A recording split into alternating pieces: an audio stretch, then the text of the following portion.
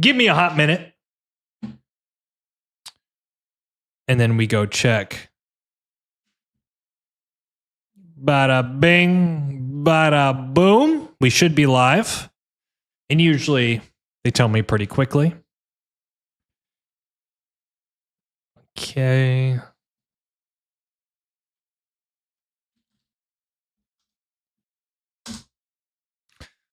That should be it. Now let me update my chat. You know, a little bit earlier than what you are normally used to. Always going live when I'm just about to sleep, Amsterdam time. Hi, Danny. Treat to see you streaming regularly. Thank you so much. Well, what can I say? You know, it still was a work day. My work day is finished, so here I am streaming. I'm giving you the best that I can, man. Which, you know, also, if you can't stay the whole time, that's okay. Go to sleep, rest up, and then you can come and watch it another time. Commentez-vous? Good to see you. I am doing great. Booperinos! What is good? Awesome. Awesome. All right. I think we're going to do a few things tonight. First of all, I think I'll explain the situation. I'll let everyone come in because you know how it is. I play a certain amount of my games on my laptop. You good, bud? Bro, you're going to electrocute yourself. Cat's going crazy. So, like, I'll be at a cafe doing my thing, working, you know, maybe after the end of the workday, I'll play some games at the cafe or whatever. And one of the disadvantages of playing games on my laptop or my iPad is that I can't do any commentary. And you guys have probably seen the iPad games in the past. Actually, one of my biggest videos is from an iPad, like recorded directly on an iPad and then me discussing the game afterwards. It was the game with like the crazy 11s. So I have about 50, 60 games recorded with no commentary, some great wins, some great losses, and everything in between. So I would like to do a commentary on a game. This is not just like an anything game. This is a like 1980, 2000 ELO rated game. Okay, so it's like, how often do you get that? Almost never. Just because it's very difficult. I mean, getting to 1900 is quite the trek, but pushing to 2000 is a whole nother beast. Realistically, I think the amount of people who've hit 2000 ELO is probably less than 10 people all time. So it is what it is. But what we'll do is we'll watch the game. I'll do some commentary about it, and then we'll play a couple games of ranked. How about that? Hola! Good to see you. Yeah, I watched the VODs. That's perfect. That's why they're there, man. That is why they're there. Let me check one thing. I'm having a little issue on the YouTube side, which is probably more me than anything else. YouTube should be working. Let me just check something really quick.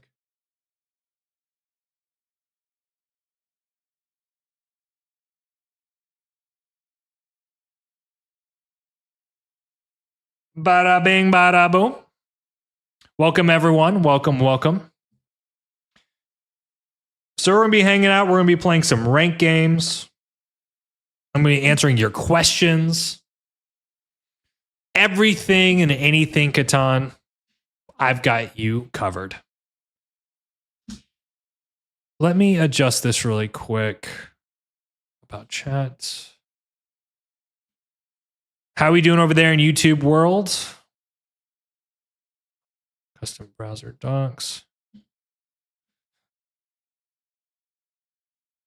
You've got me covered. I got you covered, brother. You're good. You're good. By the way, so how's everyone doing this season on ranked? One of the things that I've been really, really trying to do is to get ahead of the season. So we are currently in the top 10. Right now, we're on the top 10. So it's very rare that in the first 30 days of a season that I'm even playing games. Never mind being in the top 10, which is what I wanted to do. I kind of felt like the last couple seasons, I kept waiting to the last minute to start playing games. And granted, I did really, really well last season, but just I kind of like try to cram in too many games in the last week, and it just didn't work for me. What's the best Catan question to ask? That is actually a great question. That's a good question. You know what? I think the more that you can figure out or ask about what separates the good from the great players, that is going to be the best content for you. Right? Because I think to like think like an elite player, to play like an elite player, there's a mindset, there's a skill set. And the more you can understand that, the more that you can start to embody it using your own game and so forth. Maybe that wasn't an answer, but at least maybe get your brain going. How many times were you number one in a season? Ephraim, good to see you, man. I've hit number one maybe 3 or 4 times. Well, so the thing is, it's like there's a difference between hitting number one, which is like, okay, you get to number one. Like some people could do that literally in the first week by just spamming a ton of games and doing decent. But then like ending a season number one is a different thing, right? As far as I know, no one has repeated ending, like no one has been back to back or won number one because it's tough, right? It's like, it's a super grind to do it. Season 4, I ended on number 1. And that was like kind of perfect timing for me because I just started the channel. That was like the first 2 to 3 months of doing content. I hit number 1. So that was like a really nice boost. And I know Jack's enjoying his number 1. Like it's great for a content creator to be able to kind of have a moment like that. My favorite Catan question is table talk. Feel free, bring it. What you want to know about table talk? I would like to think I'm probably the most expert individual in the world on Catan table talk. But everyone has their opinions. Everyone has their perspective for sure. I don't even play Catan, but I enjoy watching you play it. Am I weird? But about not at all. I mean, I hope you know how to play it, which, I mean, you must, right? If you've ever seen, like, let's say a handful of my videos, then you probably pick up the game pretty quickly. But whatever, right? Like, I get messages every week, people that maybe they come to my channel as a way to just to chill and relax, which I don't know why the hell you would do that, because that is not what we do here. Some people like to figure out different competitive strategies to become better. Everyone has their own reason. That's all that matters.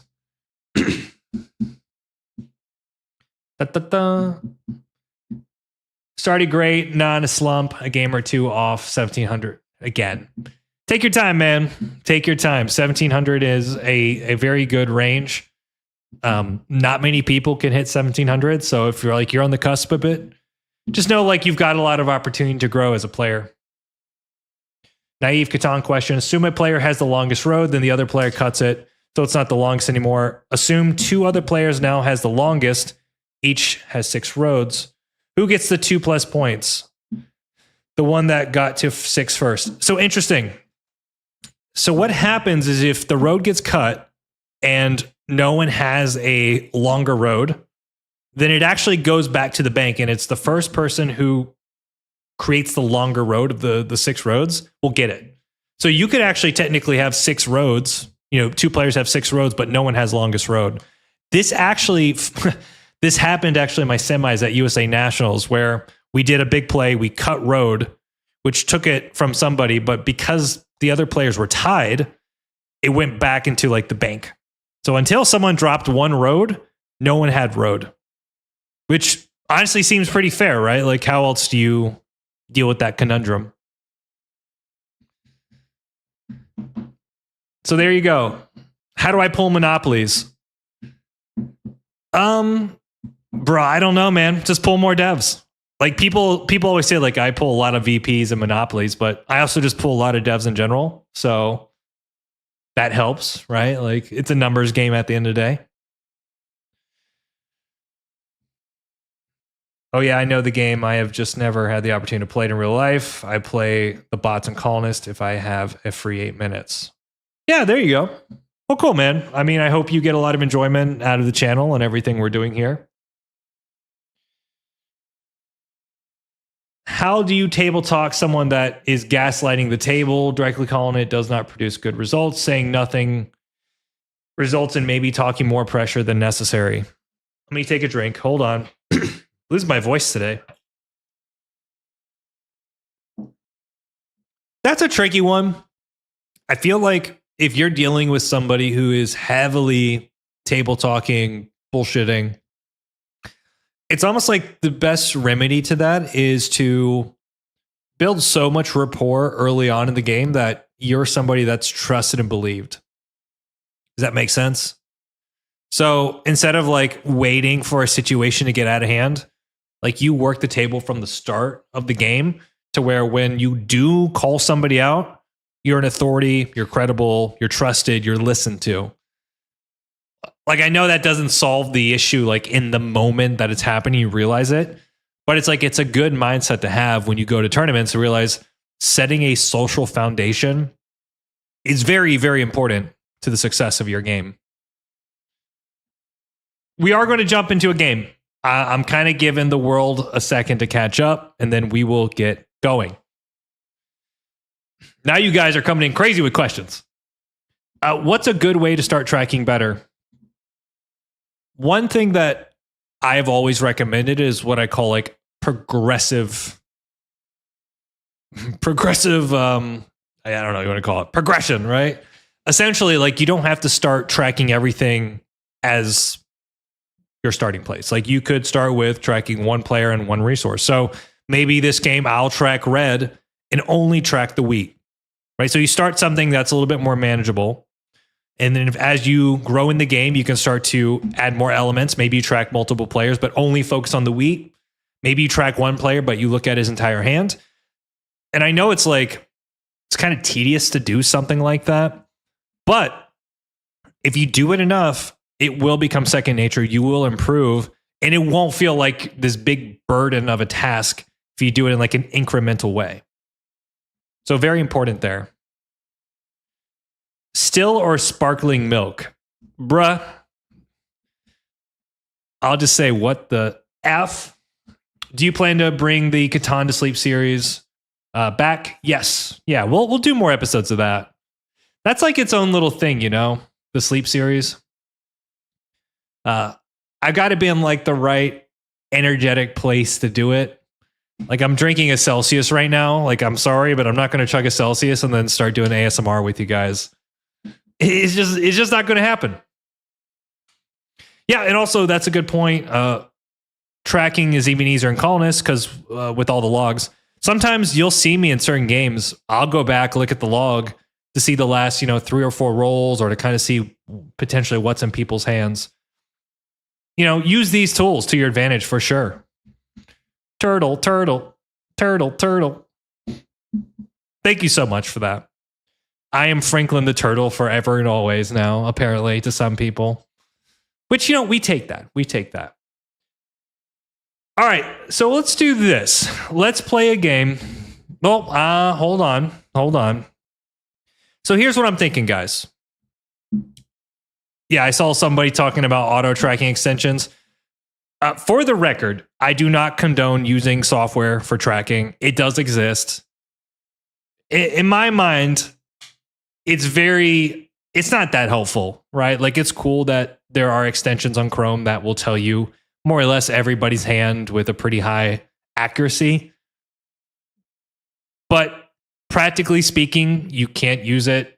I guess you could use it, but I think it's just frowned upon. Like you're not going to grow as a player if you're using tech in that way. Like if you want to win your national competitions, you want to play in person, I'm sorry, but you can't have beads buzzing up your butt telling you, what people have. So just to be frank. All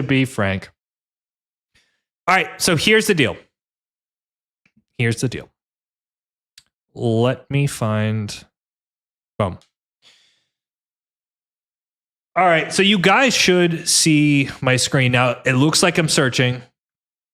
You're looking great, man. Thank you. Well, I will say this. So it is Thanksgiving tomorrow. So to my American folk, happy Thanksgiving. I did get my beard trimmed, my head shaved. So it's not very often that you get like the cleanest cut dandy. And I'll tell you, even though I'm bald, I actually have a lot more hair than you think. It's just, I'm like extremely bald here, and then I got the whole dad bowl thing going on. So every once in a while, you know, you get the fresh cut. Look at that. Looks good, right? Puts down his anal beads. Oh, man. All right. No. So here's the deal, guys. I recorded a ton of games on my laptop. Nettie, thank you so much for the follow. I have all these games that I've recorded, but the problem is I don't have commentary on it. So if you are willing to indulge me, I love being bald. I love being bald. I would never want hair transplants. And honestly, living in Florida, it's nice. You know, like it's very cool. It's easy to maintain with a couple different tools. And I have like a nicely shaped head. So like, fuck it. You know what I mean? All right, let's get back on track. Here's the deal. We are going to watch this game. I played this game. It was played on my laptop. And I want to do some commentary on it. My head can't pull that off. Well, it happens. We're going to do some commentary on this game. And this is not like just any game. I think on this one, I'm like 1980. So think about that for a second. Think of your ELO. And remember that this is a 1980 ELO game, right? For 99.9% of people in the world that play on Colonists, they will never reach 1980. So this is a pretty high level game. The consequences are pretty nice. And I think, if I recall, so this was last season. I was 1983. I had a 46% win rate. So I was on like a baller run, right? 46% win rate. I've played half the games of everyone else, and I'm number 3 in the world. Like pretty much a win away from 2000. So when people say I can't compete in this era, I'm like, bruh, you don't know. Just saw Jax in real life tourney video. Was there every time when someone got really, really mad during a game you were in, there seemed to be a few heated moments? Absolutely, Andy. Absolutely. There are, when you have a competitive scene and you have passionate players like you do, you're going to get all sorts of individuals, man. I've seen people punch elevators. I've seen people like throw their cards down on I've seen it all. People berate other people, insult. I've seen people make other people cry. It's kind of sad sometimes. All right, I'll take one more question and then we're going to get into the game, okay? All right, we got to stay focused. Focused, chat. Hey, Danny, do you have any advice for not getting too focused in one position when placing and center everything?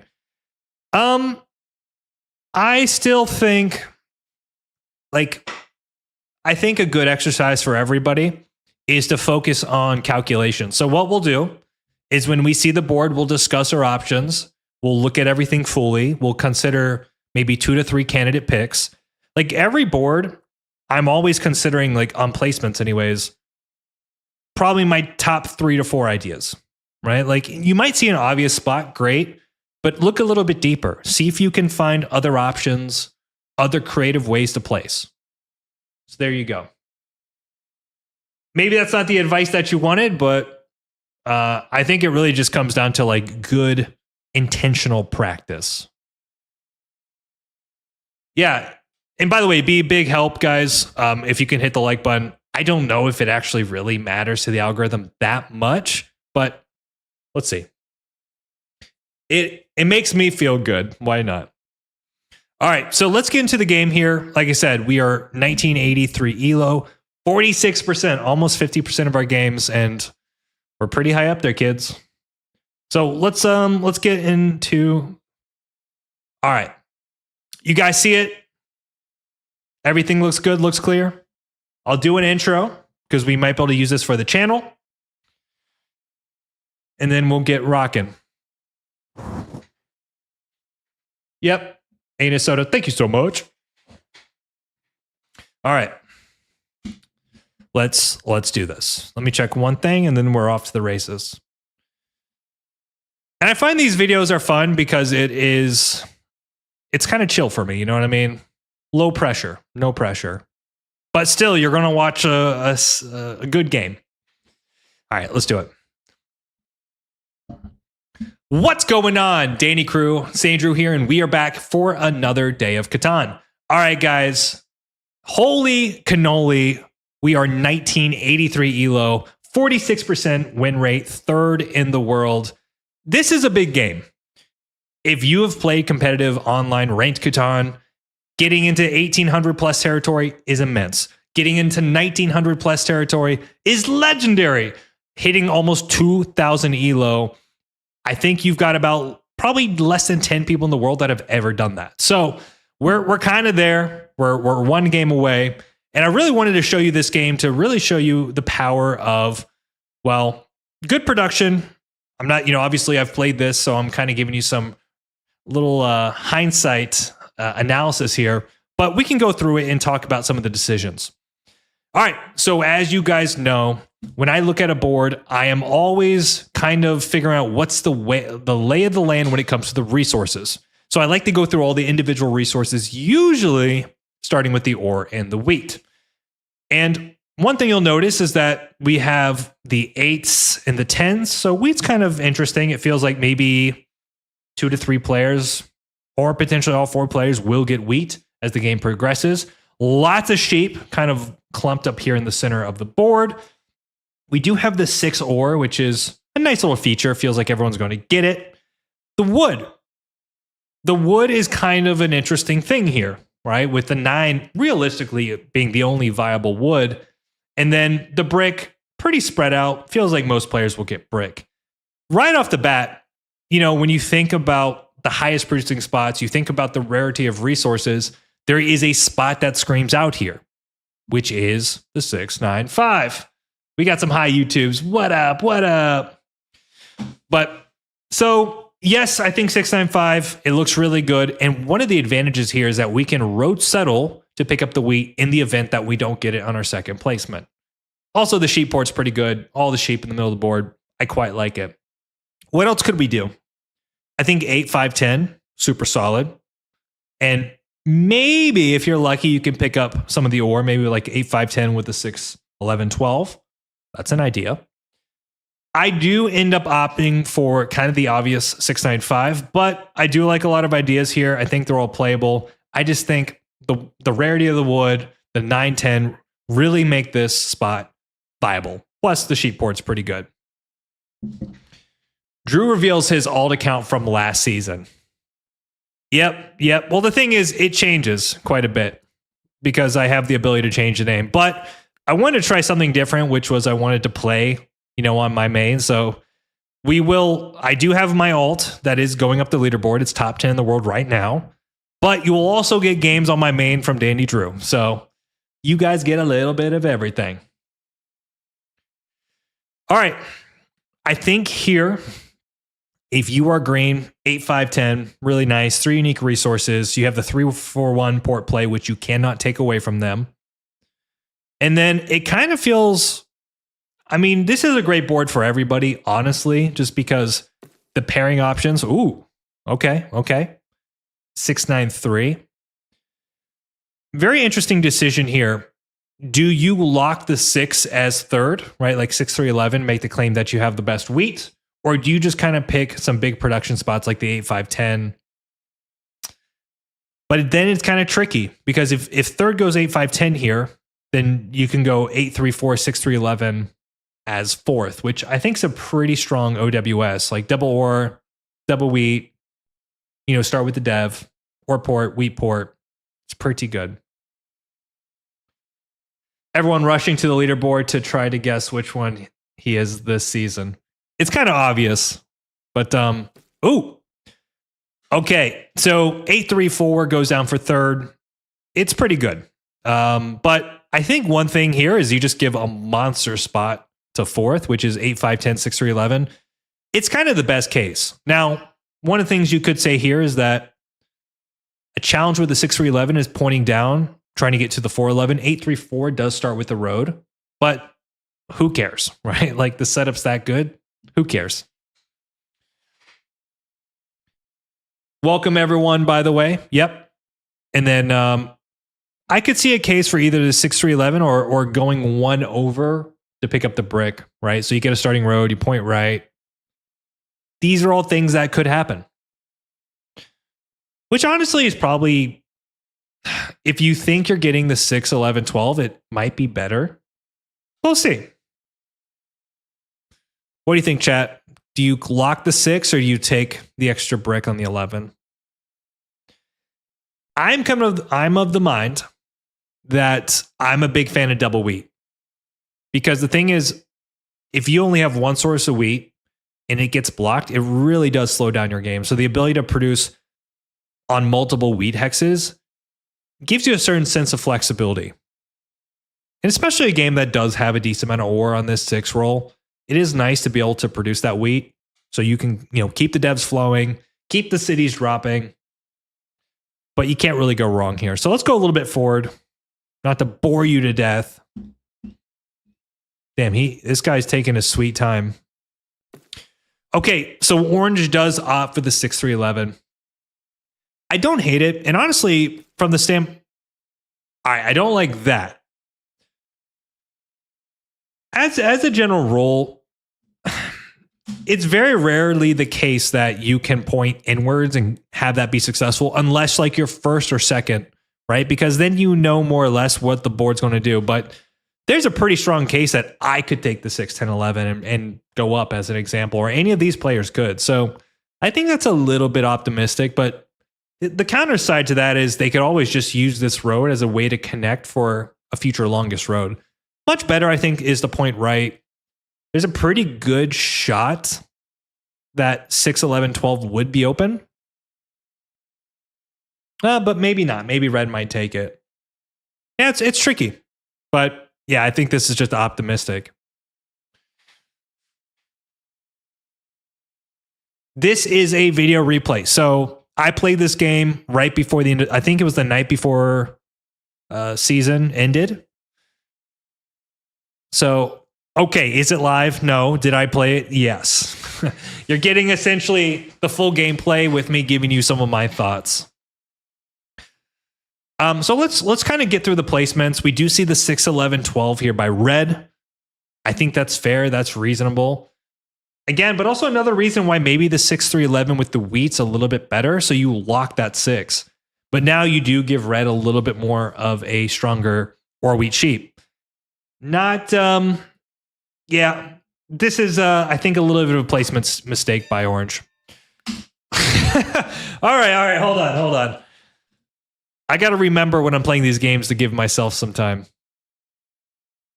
All right, so this is an obvious pick. You have the 6-9-3 here for green, 8-3-4. It's like the smartest, easiest pick of your life. Yep. All right.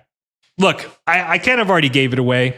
Dandy Fake Live. We so fake. We're going to be playing a ranked game after this. Don't worry. All right. Very interesting.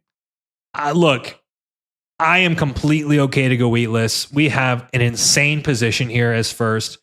I think it's a no-brainer. I think we take the 9, 10, 11, and we just play sheep port. It's kind of easy. We also, one of the advantages of this is we just have a wonderful road network. If you look at this board, it's unlikely anybody's going to be playing road against us just because of our situation. So this is a no-brainer. 9, 10, 11, point up, and then we're off. So one thing, I'm kind of two minds here. I think my biggest priority is to get to the 5, 4, 11. I could see a case for me going 9, 10. I'm just kind of curious to what I do here. One thing I'm concerned about, though, is like if I ever lose this 5, 4, 11, it really does slow me down. So the way I look at it, it really does. Going 5, 4, 11 kind of gives me a little bit more chance for road. It doubles the 11, so next time it rolls, I get the 2 brick. So I think it makes a little bit more sense for me. And more than likely, I'm probably going to end up getting this settle by 4 for 1ing the extra sheep that I have. Right, so I already have 3 sheep in hand, 2 sheep rolls. I can 4 for 1. Yeah, hits the 6.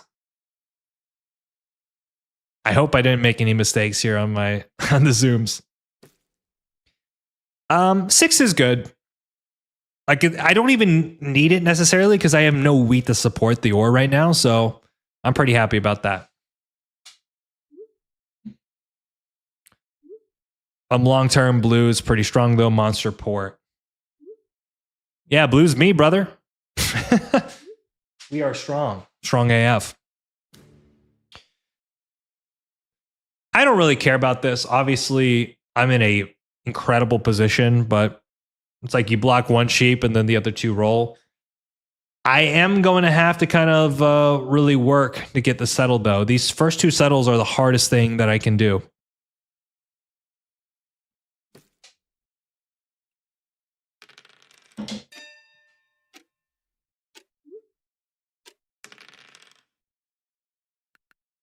So pretty, anytime I play a game, I usually have two main objectives, right? I usually want to get to a port and I want to build a city. When you're doing this kind of setup, it's a little bit different, right? Because this is essentially a 2-for-1 port strategy. And I don't really need the city immediately just because I have so much efficiency with going for the first two settles that it kind of counters the fact that I need a city or a boosted production. Most cases, when you have like a 3-for-1 port or you don't have a port at all, the city, like the boom in production from a city is going to help support your growth. But in this situation, these settle spots like the 5, 4, 11, and 9, 10 are so big that it kind of makes the city pointless without going for the port.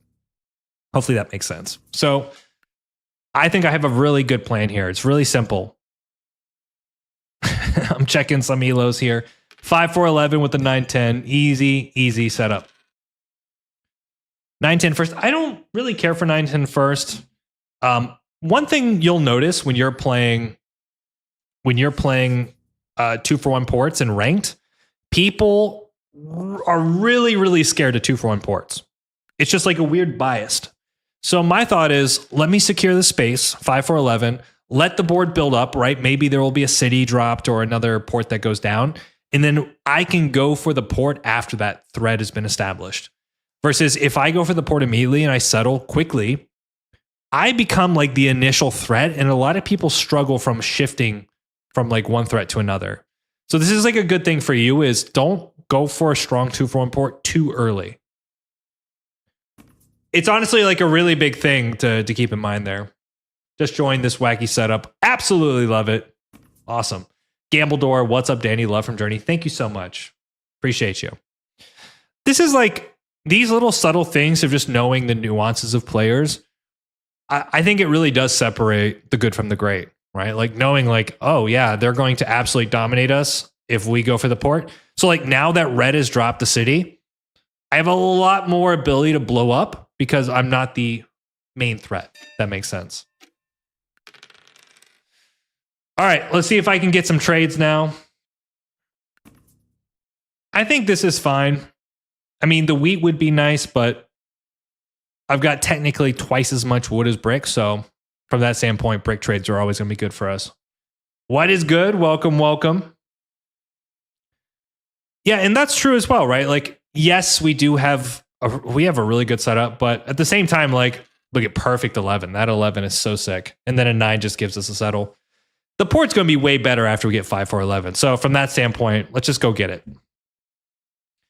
Also, we've kind of put ourselves in an interesting situation where we are a wheat away from a city.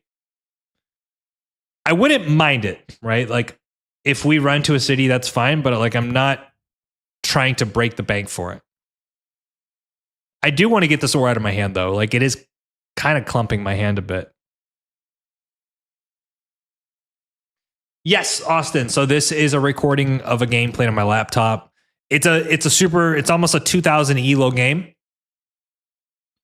Which you don't see very often. How do you decide when to take a break for the day when you're having a bad streak of games? You know, I probably could be better about that, but perfect. And we just take the settle. Perfect. Yeah, the ore is a little clumpy, but no worries. We'll make do. My general rule is like if I'm playing some games and I run into like maybe 2 bad games, then I take a break for a little bit. Sometimes though, like I do get into a grindy mindset and that is not helpful. Like it just really comes down to self-control. Isn't the port strategy too slow in high wheat, high ore boards? Well, yes and no. So someone's asking, is this a slow strategy? If my goal is to buy development cards, it's questionable, right? But am I playing an or wheat cheap development card game here, or am I playing for road? Let's ask that question. What do you think is my best win condition? And I also say that from the standpoint of like the positioning, the competition on this board.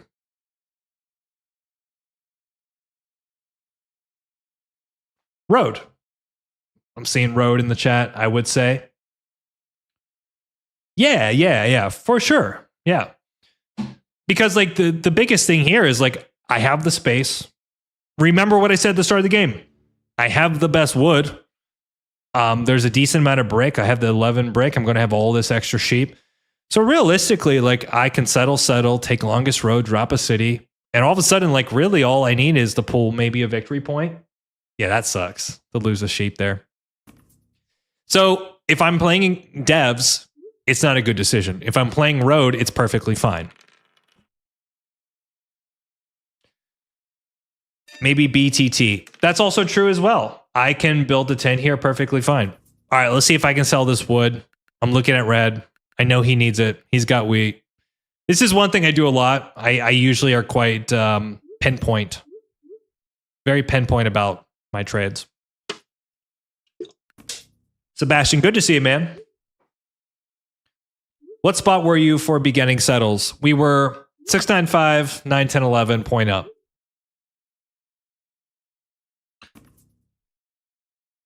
This is a pretty good trade for red. He's going to get a rare wood.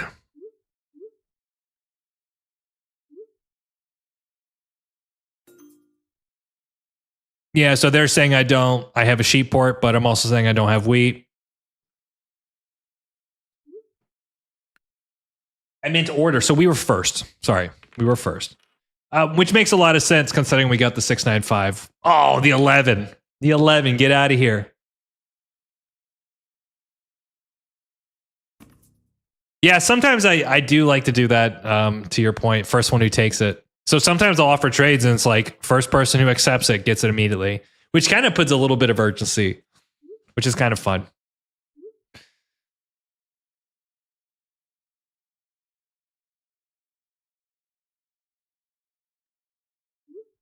So I try, you know what, like this is probably my weakest but strongest point. Socially, I do type a lot, which, I find is just fun.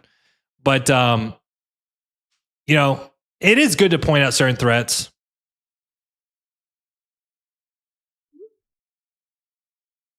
I have no wood. So yeah, we're kind of talking about who's strong, who's not strong. I do have a good setup. There's no doubt about it, but I also have a little bit of work to do. All right, I think here we can probably get a wheat, maybe pop.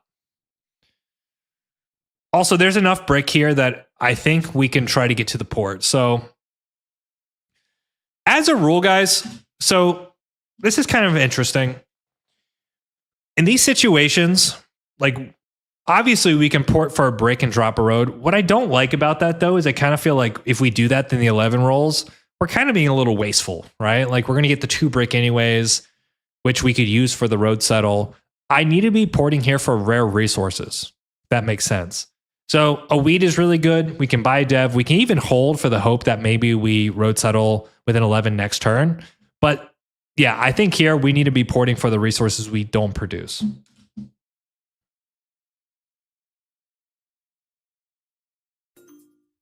Yeah, I'm just seeing if any trades. There's no trades. I could see myself holding here because it's very difficult for me to come across wheat. So I'm trying to wheel and deal. I cut down my hand. I do end up popping, which is interesting. So I do pull a VP. And by the way, very, very good. Yeah. Did you recover from 3 12s in a row? Yeah, the 12 was going bonkers. In a road game, pulling a victory point is insane. I'm just letting you know right now. It essentially is like when you pull your first dev victory point, everything you need is there to win now, right? Because we only need 1 city, settle out, and then take longest road. That last point, the victory point we just pulled, is the hardest point in the game. So we're in a good position for sure. Trying to understand the communication setup here. I feel like sometimes typing, absolutely true. Yes, typing can put a target on you. And that's like, you have to use your judgment. You know, if somebody's getting annoyed with you in chat, you need to back down maybe. Like, it's important to read the room, and look at all this freaking wood. This guy's just clocked with wood. All my trade value out the window. Only got an hour to watch today. Sorry, Stranger Things drops at 8. No worries, man. I actually heard about this. A lot of people were talking about Stranger Things. Well, and look at this, right? Red is doing extremely well. I am kind of feeling, look, one thing, this is a very big game. I'm trying to play to get to the top of the leaderboard. So I'm feeling a little bit of the pressure, right? Like, I'm not kind of just coasting. Like, I want this game to be successful. I want to play it well. I want to win it. I want to get to the top of the leaderboard. So yeah, maybe pushing a little bit back on some of these trades, but yeah, Red's obviously doing very well. Looks like green agrees. Perfect. I like it. I noticed that you have been streaming more often as of late. I love it, man. Austin, thank you so much. I really appreciate that. I enjoy streaming. I mean, nowadays, like, I'm very busy. Yeah, we're going to big old block. Unfortunately, though, there's not a lot of good steals here, right? Wheat's obviously great. So this is a very interesting thing, right? And you've got to be careful to auto move things. So like, we go back. Let me just go back a couple. I rolled a 7 and I almost put onto the 8, right? You saw me. I almost put 8. I clicked on it. I'm like, hold on. I look at my hand and I'm like, there's no steal here from Red because he has, I think, wood, ore, and sheep. Every steal here breaks my hand. But I can make a deal, do brick for non-block, wheat for non-block, but there's a lot of brick already. And then all of a sudden I can action my hand and I'm not stuck. So taking those little moments to not just kind of like auto block or auto rob, look for opportunities, look for deals. The robber's honestly a little bit too powerful in this meta. We need to see you and Jack head to head soon. I've played Jack many, many times, man, over the years. Mini games lost and won between us.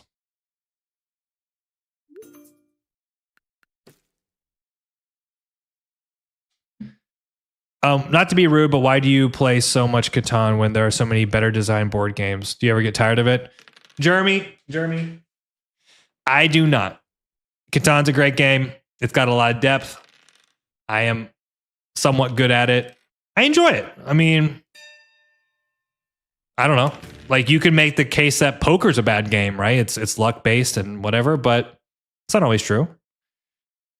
It's also, you have to understand from the standpoint of exploration, discovery. This game is being explored strategically in ways that most games aren't, right? Like, we're building the foundations of strategy for this game right now. I mean, if you look at where the game has come over the last 3 to 4 years, it's kind of night and day. So, by the way, Big 7 kills our hand. Not fun. We don't like it. Catan is the perfect board game. It really is to me. It's okay. If you want the most skill-based game, go play chess. But there is a lot of overlap between like life. Yeah, we're going to take the rare resource here. Like Catan, it reminds me of life in a lot of ways, right? Like, you have skill and you have luck, and it's kind of a good blend of both. And then you have the social element. And I find it fascinating that you can be so much better at this game than people think, right? Like, when an average win rate's 25%, in person, you could win so many freaking games. It's not even funny. By the way, big 11 roll, guys. Big 11 roll. As long as our hand survives, we're going to get the settle. And then you're going to see what this port's about to do. All right, survive.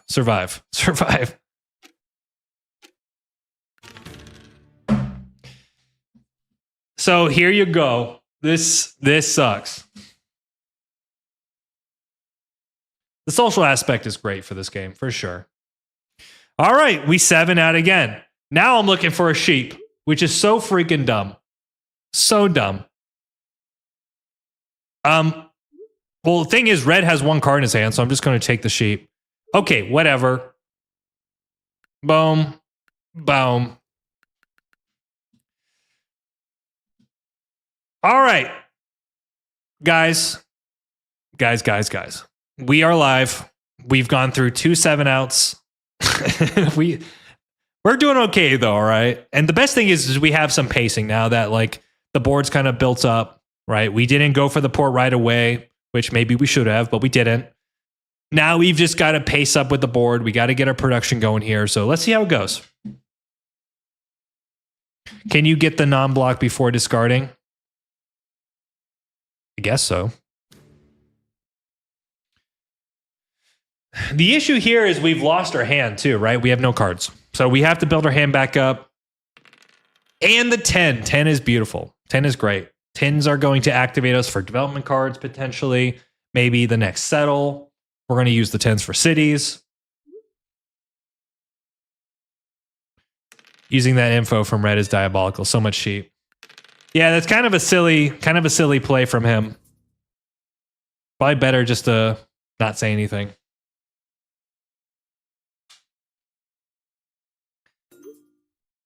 What's the threats here?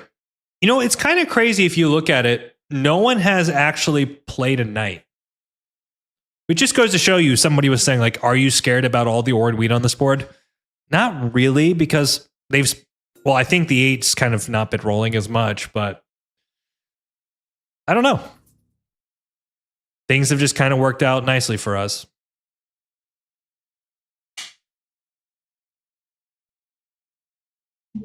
What's the next move? That's a great question. I think the next move for us is city. I mean, the thing is, this is what you want to do as a road game. You want it to be progressive, right? So you're never stuck. So in the event we can't build a city, we drop roads. When we're not dropping roads, we're building a city. It's kind of really that simple. So for me, I can slowly start to save for the 695 city, which is great. And every time I get an 11, I'll drop 1 or 2 roads or road settle, what the case is. But the city is going to be important because we're going to need a city to make sure that we can finish the game. that was a poor typing on my part. I think I played this game early in the morning, which who knows? Who knows?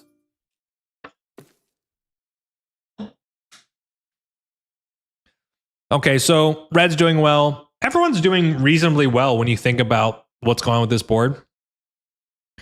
Yeah, and really pretty good job here by orange, building up good production.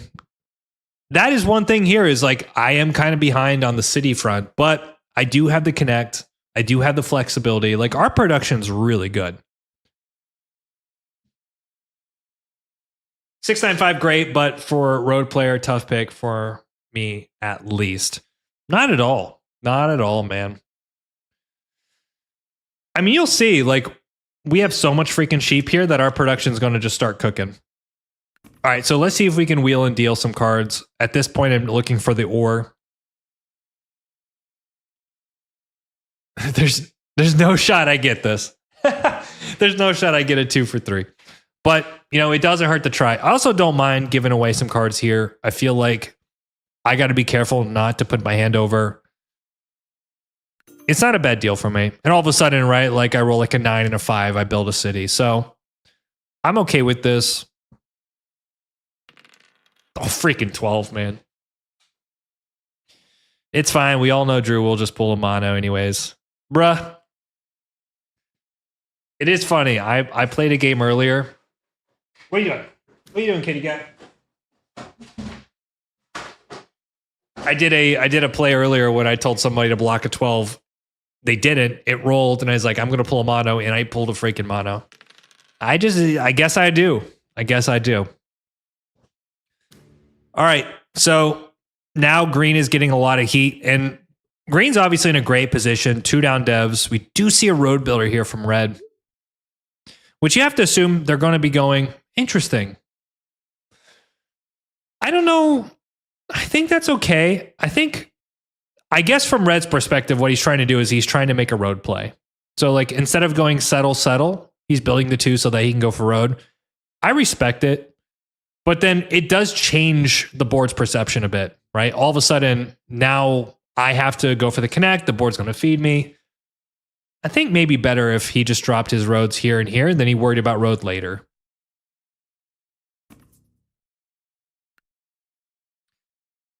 This battle station is fully operational. We're getting close. We're getting close. Yeah, red obviously settles for 7, road for 9.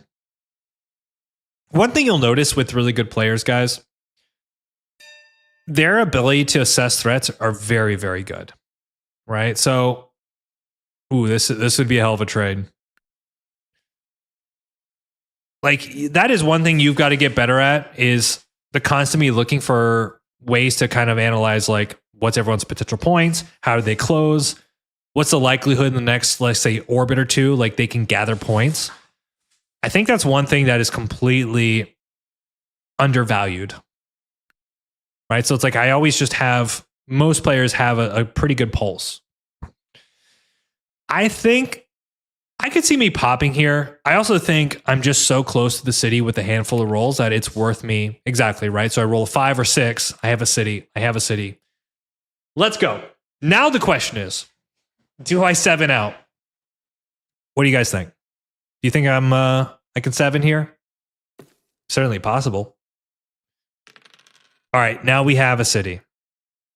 City looking good. Yeah, something I'm doing here, by the way, is I'm encouraging orange to take road, which the way I look at it, if he takes road, sure, great. It obviously is my win condition, but I can just take it back. No big deal. I like this trade. No, I don't like it for the wheat. I can do the wood. Yeah, so I'll do a 2 for 2 here, which I think he accepts that. It makes sense, right? Like if he wants to take road, the wood works. Okay, so he throws the brick out. By the way, really nice if the 11 rolls, we can take road and city. Okay. Where do we city? I don't think we have to overcomplicate this.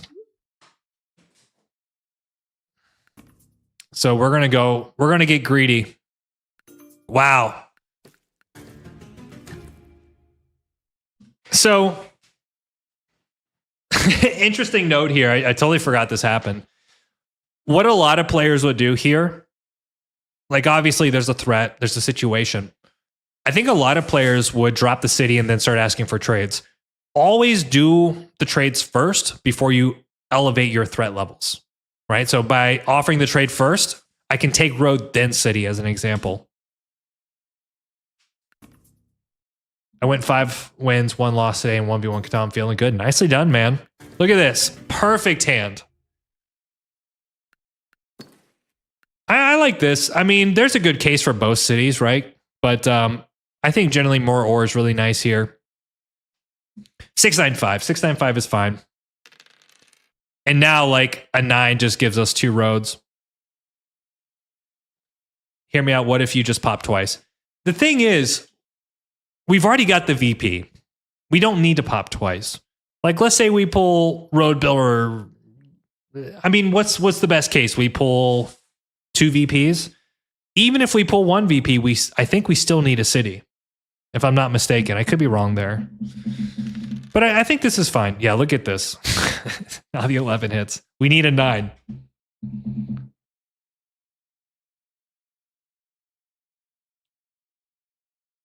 Wait, are you not playing this live, Jeremy? I am not playing it live. This was something recorded last season at the end. Okay, so we have some threats. Threats abound. All right, so now I'm looking for wood. By the way, I mean, you can see that I'm like extremely active in chat here.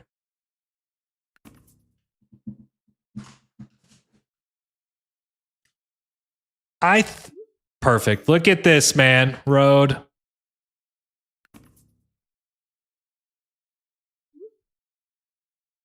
I think it's okay here because if I can drop 1 more road, I open up a settle spot, so I don't mind going for the wood. Yeah. And I'm going to have the 2 brick anyways. Blues table talk is insane. He's insane.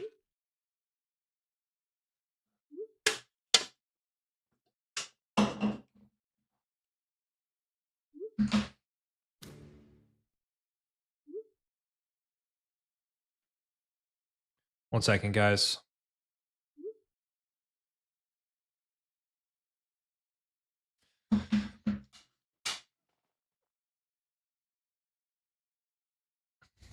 I think one of the so what I'm saying I'm nowhere near winning, as in like I don't have a winning hand. I think the bigger issue here is green, right? If green has, let's say, 3 VPs in a night, he just wins the game. So from that standpoint, like I do think he's closer, but he might not.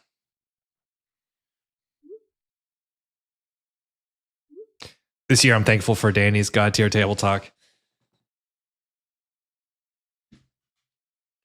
It is what it is. It is what it is.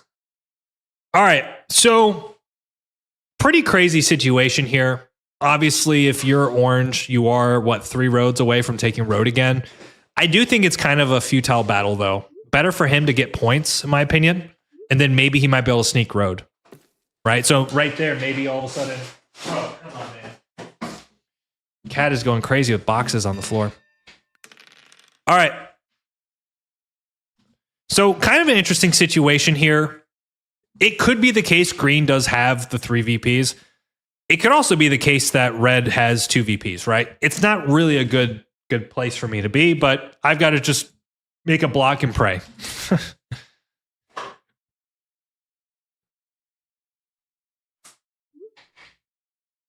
Hey, come on, guys. Come on, guys.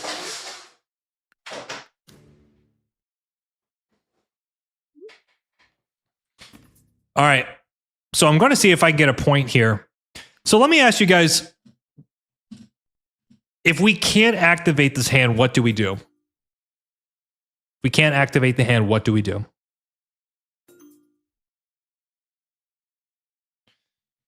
Right?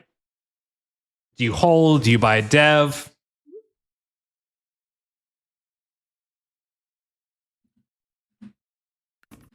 So here's my thought. I could buy a dev, but I'm pretty much any roll away from the settle. That's 9. And then I have a pretty good hand, right? Like I also have multiple rolls for a city. I don't really like the idea of... I personally don't like the idea of popping here.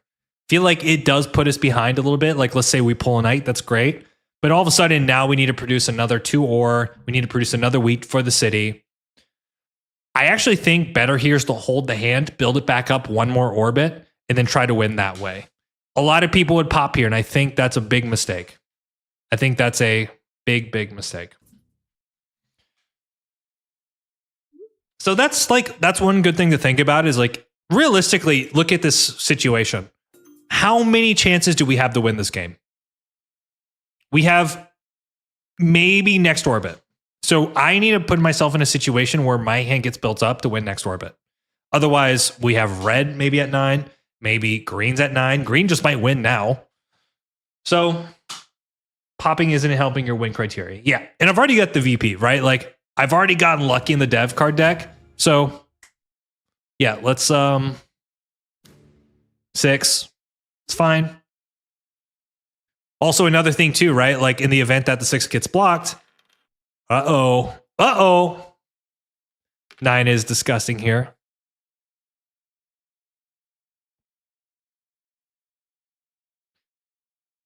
But you do make so much sense.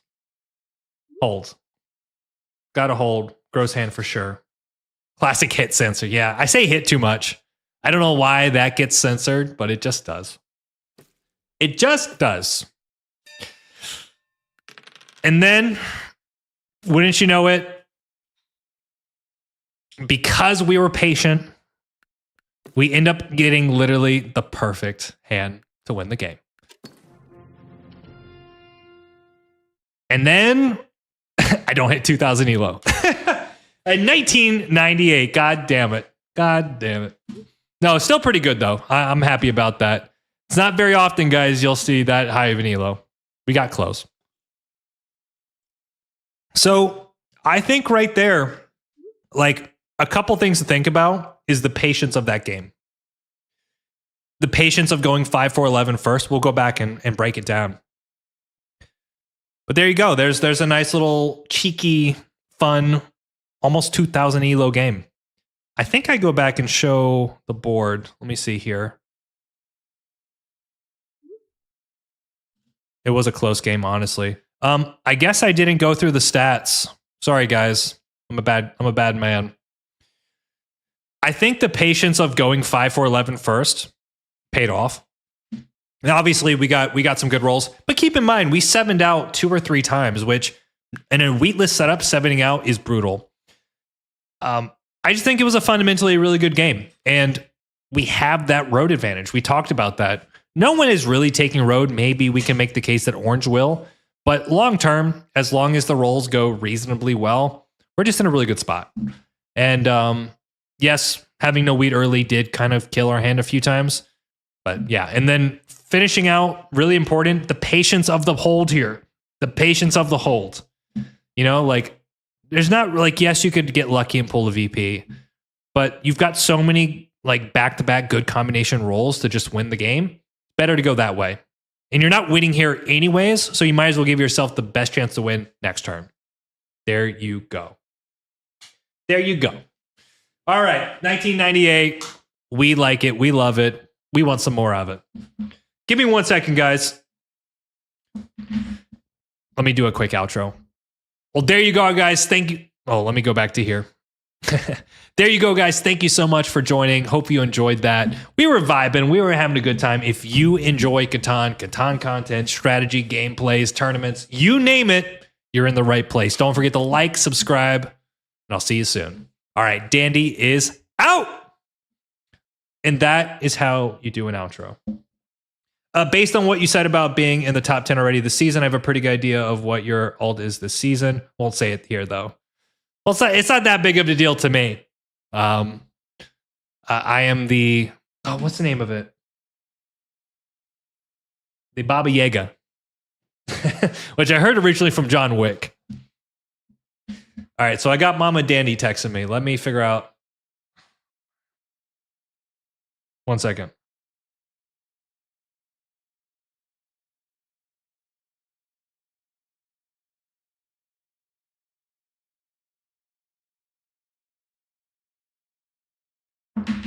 Mom's asked me a question, so I'll have her text me.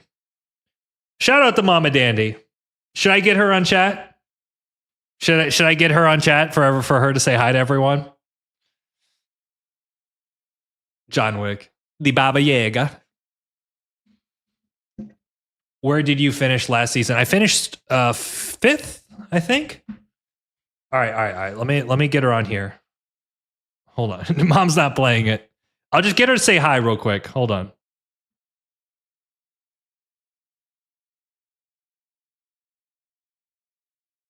I might have to mute it.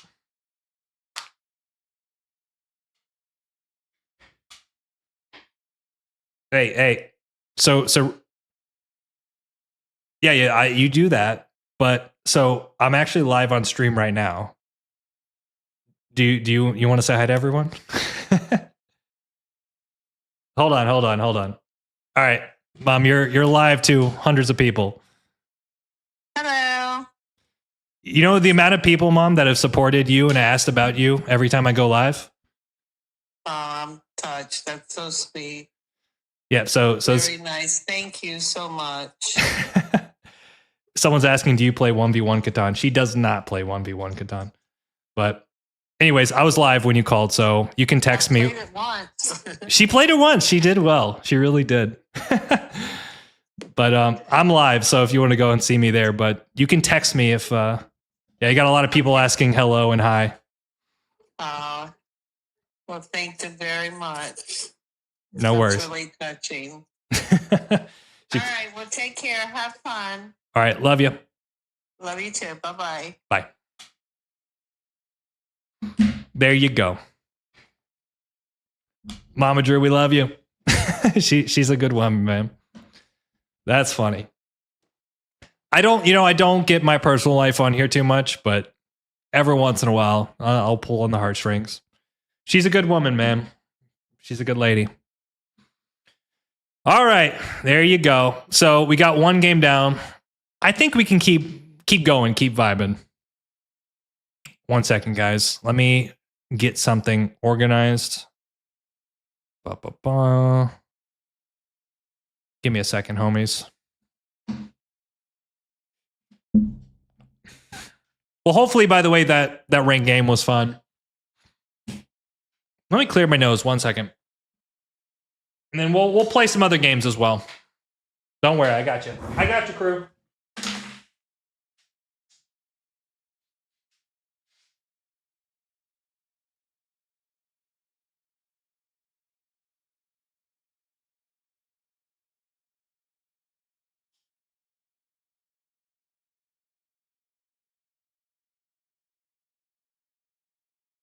All right. I don't really need headphones on if I'm not using them. But it does look kind of cool. Let me second. Let me adjust the chat here. Okay. I played versus you at the start of the season. You offered a deal not to plow, and he said, go ahead, and then soloed you twice. It's possible, man. It's possible.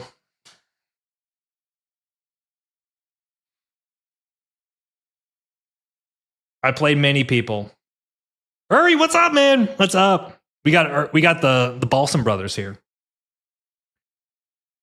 Ephraim, do not try to play me. I do ask. Uri, how you doing, man? So we just did a game where we were... Well, it was a recording game, but it was almost a 2000 ELO game, which I think you would enjoy. We watching. Happy Thanksgiving. Yeah, by the way, to all my American folk, to anybody really, happy Thanksgiving to you. Appreciate you being here. I am going to be going tomorrow to see my mother and other family members, which should be fun. Of course he's here. God damn it, dude. All right. Hold on. I'm coming back. Oh. That's cool. The chat's there. Boom. What's our ELO? I forgot to set all this up. Ranked Catan. All right, Uri. Why couldn't your brother just listen? Why couldn't he just watch and learn? All right. What is it, 695? Are we just going to do 695? Easy days. And there's a lot of ways we can work this. Also, do we ever point down? One thing I'm looking at here is does 8... I think this is open. 695 is good. We can do this. You guys see it? You guys should be able to see it here. I think right's fine. I think 8-4-10 is going to go, so we should be able to get onto the 5-10 here. Uri, you got to tell your brother to stop trying to play in my games.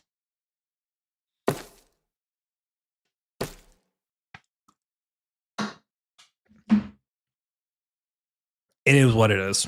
All right, so 695, pretty good. I'm happy with it. Let me double check. Yep, looks good to me.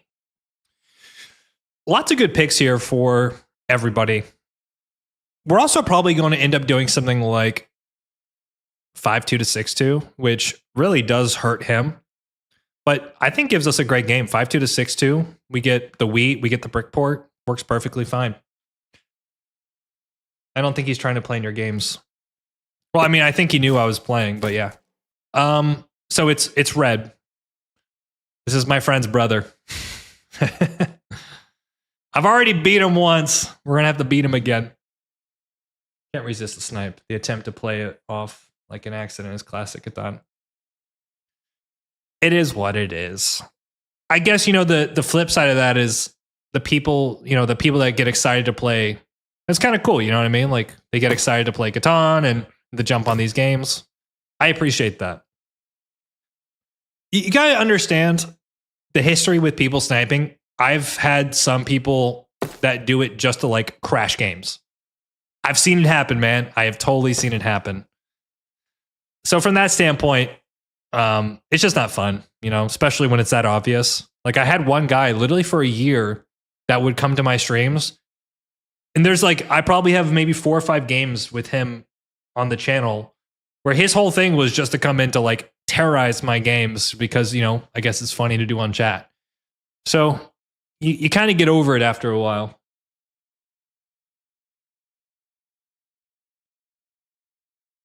But it's okay. It's okay. I'm privileged to even have the ability to come here.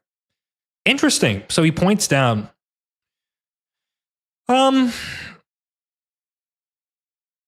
Yeah, I mean, look, if he can road settle to the 5-10, that's good. Kind of a risky play, though.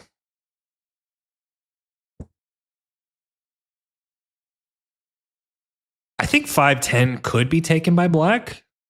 It's kind of silly, but honestly, you know, you have all the ore, you have the ore port.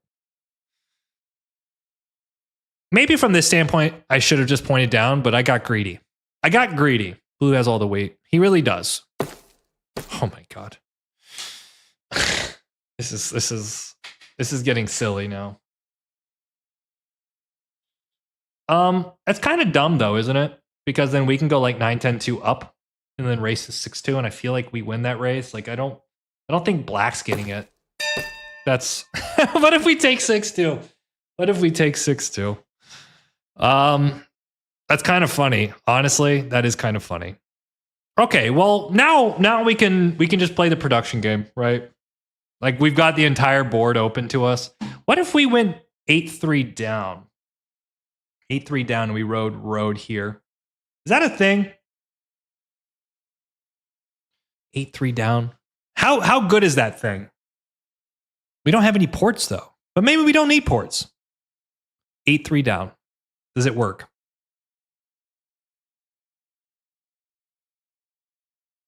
This is tricky. I gotta pee as well.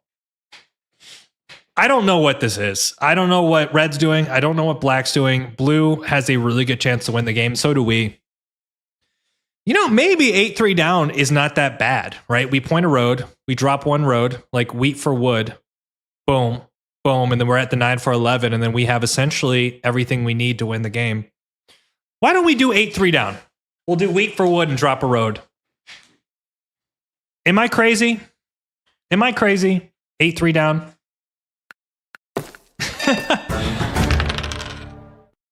And this is for my boy Red. There you go, Red. If you don't do this trade, you know you're playing against me. This is so good for Red. Okay. We're going. I think 9-4-11 is pretty good here. I mean, if blue plows me, he plows me, but I think it's funny. And we have enough brick where we can do brick for wood all day with red as an example. Blue gets there first. I'm not going for blue. I'm not going for the 5-10. I'm going for the 9-4-11, and then I could just make the justification that my production's so good. But what does he start with? He started with brick, wood. Blue's the only person I have to worry about here. Brick, wheat, sheep. But he's got 6 cards. Yeah, he's going there.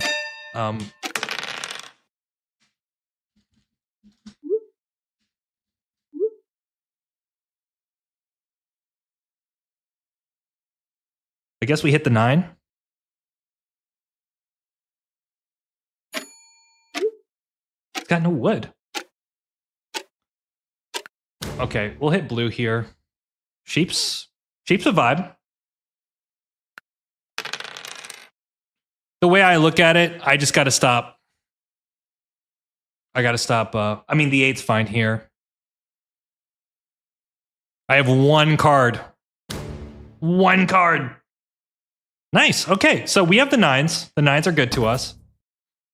Yeah, we can even do... Wow, he's giving away wheat? Why would he give away a wheat? Like, he's really pushing for this 6 too. There's so much space on the board. I agree. We got to get this road down, though. Okay, nice.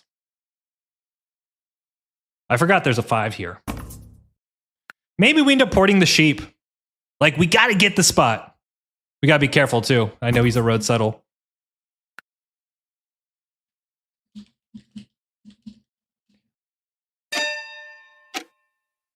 This is so brutal. This is so brutal. This is kind of funny. Red gives away one wheat, pops with the other. Who knows, man?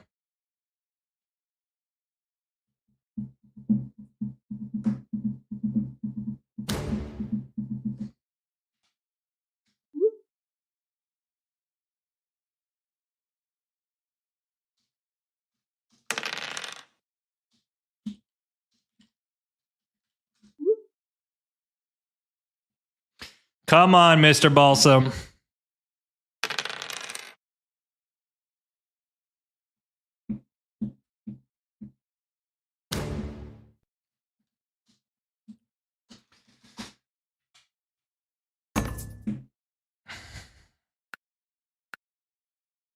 I think we can do this, right?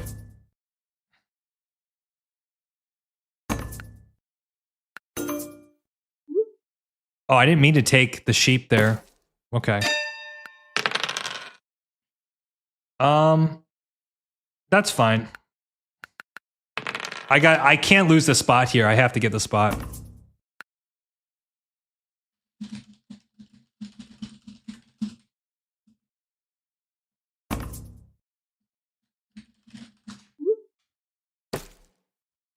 Yeah, that's the thing too, is like if he loses 6-2, I think he's in a ton of trouble.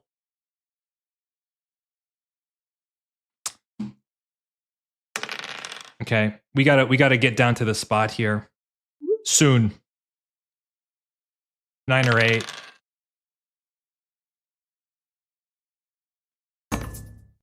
Oh. Did he just... okay, I'll do this. I think the wheat's pretty good here. And it also empties his hand, makes him a threat. I'm okay with this. I know it looks bad. All right, knight. Okay, he's got a lot of wheat in his hand. Probably have to hit this 9 right now. Okay, so no knight.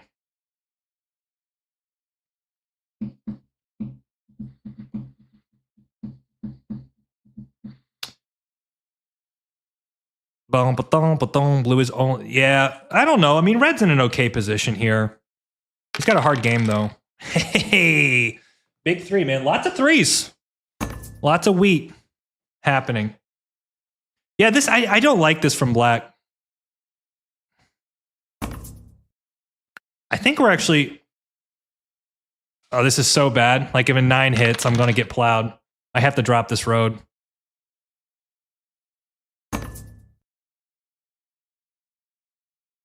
Okay, I'm going to take it. Wheat is rare.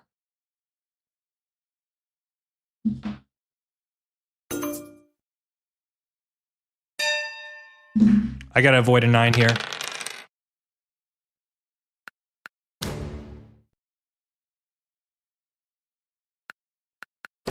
Okay, this is pretty good, man.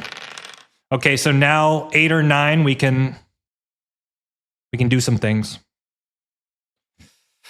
We just got to pray that he doesn't find a road settle here, like road builder. That would decimate us. Pretty bad.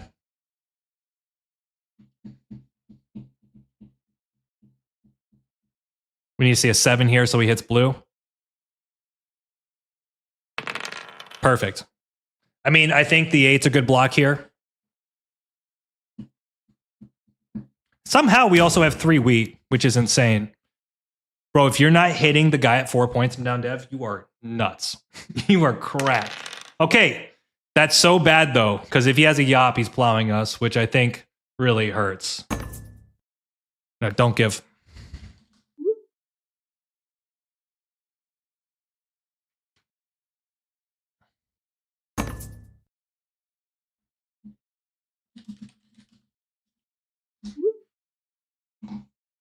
I think this cooks the... I think we're cooked if we give him this. We need to take the spot. Holy shit. It's a road builder. Dude. Come on. What the hell am I supposed to do there? Bro. That's so dumb. It's so freaking dumb.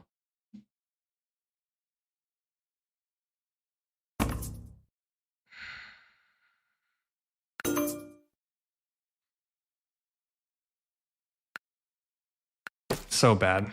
It's so bad. Yeah.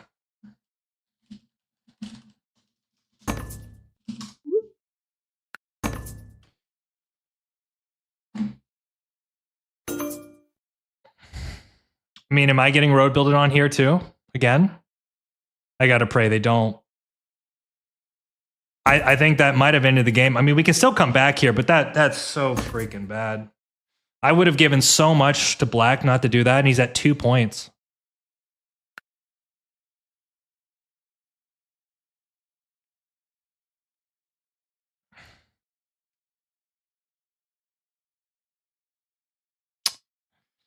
I don't understand that.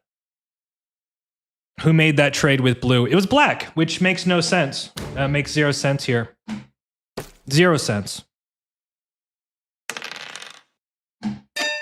He's killing us here. Okay, so we're at 3. I think now we just gotta pray. I mean, that murdered us. Okay.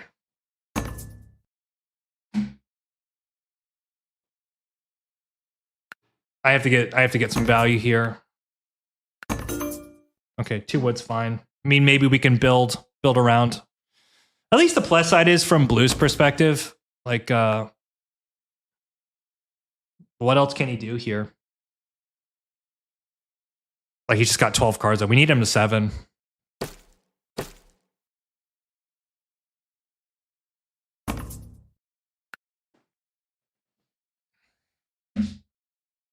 Yeah, I mean, that's true. His game was absolutely cooked, but that trade is... I totally get it's a lot of cards, but then maybe that's like you turn to me and say, what can I give you?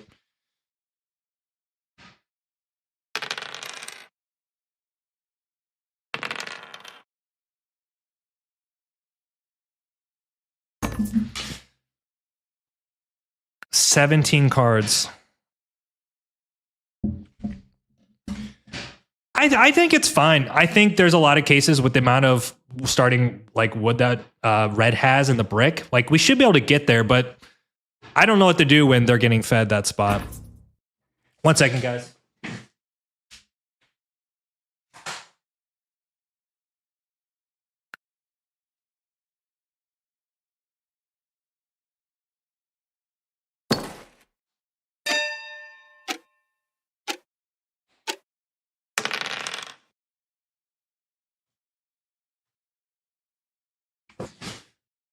I think we pop a dev here and drop a road, right? No one's fighting army. Yop's kind of fun. Yop's cool. We're just getting cooked on production is the problem. My usual strategy is spite block black until the end of the game. There's no reason to spite block here, right? There's no reason to spite block. Like, it's winnable. Oh, is this a dirty mono? No. See, this is also the thing too. Like this strategy by red, like, okay, he can take road. I don't think so, man. I mean, okay, we can get the 695 down and we can road settle. We're in a much better spot, I think. It's not over. It's not over. Just trading away the game. Okay, so we have a city in hand. 695 is really good for us.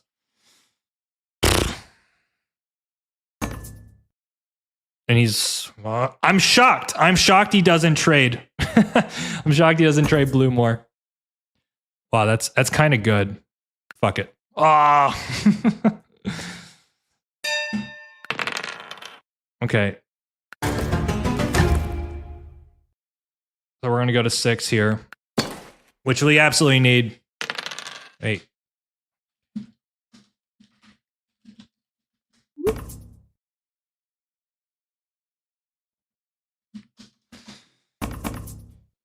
Red needs to start playing devs here. He's got 14 cards, but if he's got a 9 in his back pocket, he can't be sitting and waiting. And the more they trade blue, the faster this game ends. The more they trade blue, the faster it ends. This is live. We are live. What is good? Welcome, welcome. Why not start on the knight 411? Yeah. So I went with a different strategy there, right? One of the things there is like, I think there's a strong case where I get a starting road right away, and then I'm one road settle away. And I don't think blue's going to be going for. I guess he could have gone for the 5-4-11, but here, if this gives him another dev, we'll take it, which is pretty good for us. Yep.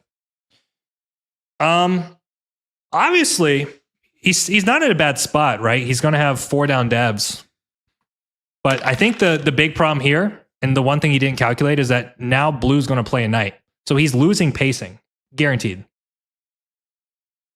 Oh my fucking god! Oh my god! What a horrible game! What a horrible game! What a horrible game. Okay, so we'll put this here. We're gonna hit him.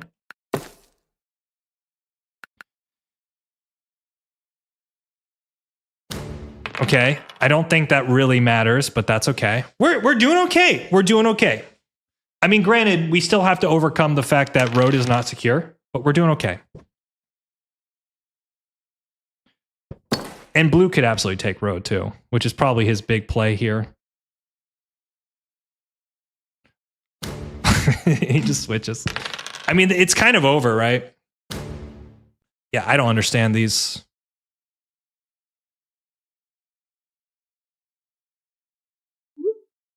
I mean, look. It's possible. Now, if red had a knight, he made a big mistake there. He needed to pace it. So I'm assuming, because he's a good player. Bro, this is not bad. It's a free card. Nah, I can't give it to him. I really need to start getting things.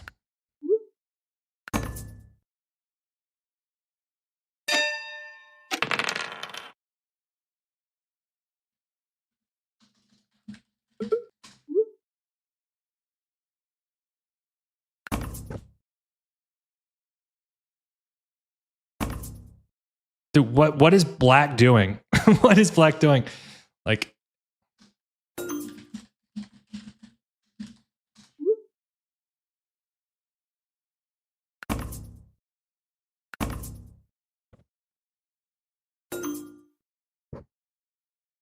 this is so tough.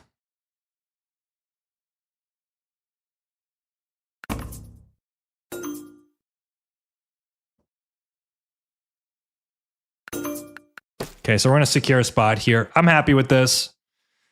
It's not the greatest thing in the world, but it could be the case. 4. 4. 4.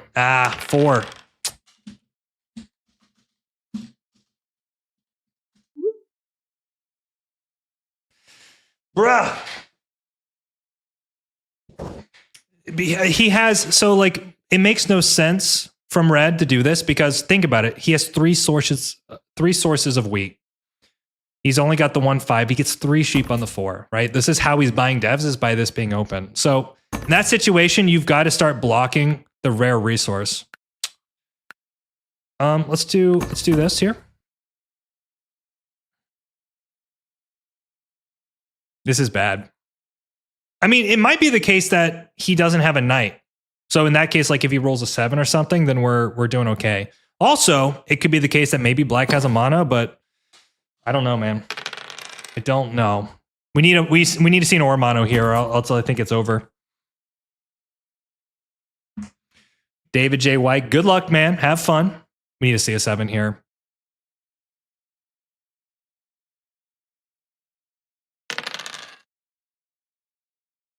We're lucky. We're lucky. Okay, mono's pretty bad here. Okay. Jesus Christ. Jesus.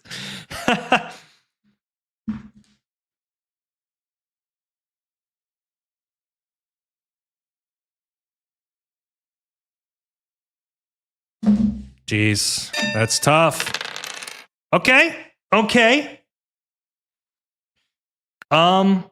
Can I get a wheat here? Is there wheat among us? I think I just settle. Pray that I can get some rolls. Bro, what are these trades? All right. Well, now it's something else. Now that he's used the sheep.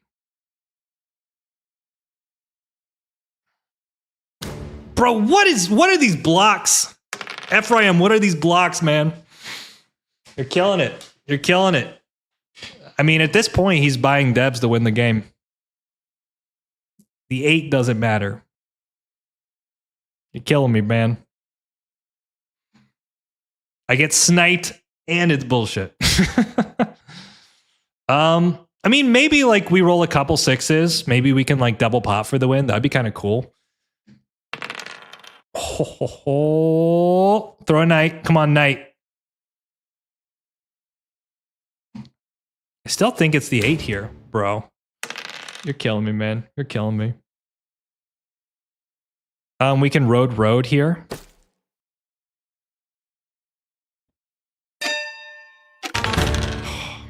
Brother.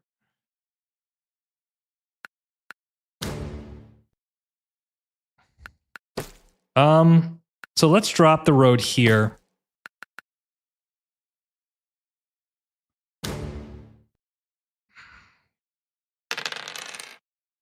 This makes no sense. So what's his connect? His wrap is 8. Like the problem with the 8 is he's fighting devs, but then he's literally stopping the road materials against the guy that has dev material. Like you got to stop the dev materials, right? The 4, the 10 at least. Yeah.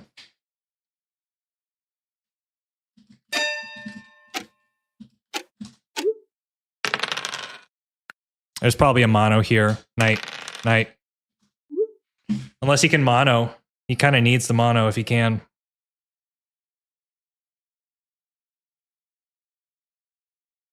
This is tough. There you go. Yeah. I mean, obviously really good for him. Hey, do you know if Colonist mutes players? It does. Yes. I mean, the issue here is how does he win? Like, maybe if he can try for road. See, this is why I don't think I should be soloed. So he's on 7, maybe go to 8. He can city for 9. They needs to pull a VP for the win. But I mean, at this point, blue just wins. Well, I mean, the unfortunate thing is, black is a dead player, right? Like the way he's playing this game, he might as well have just been a bot that just takes whatever deals on the table.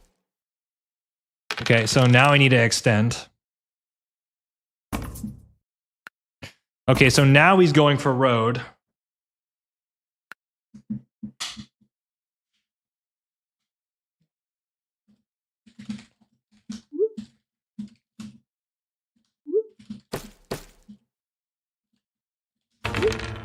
Okay, that's a big hit.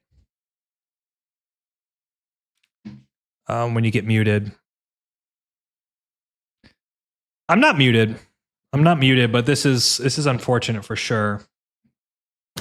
Okay, definitely from red here. He's 2 roads away, so I mean, he could absolutely win. What is this block? I mean, this just must be for fun, right? He must have the win.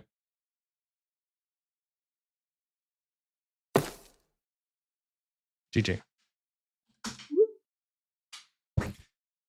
I'm actually curious if this is a legitimate... Oh, I didn't mean to add him. I'm actually curious, like, what the hell this is.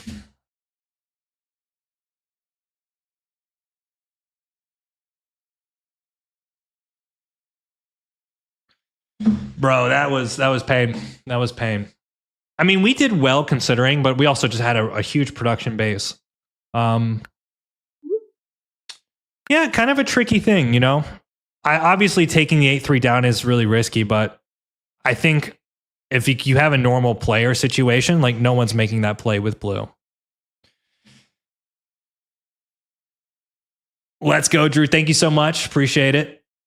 Obviously, I'm a little fired up, but I mean, I've asked this person not to snipe my games before, and I think he did, which is kind of frustrating.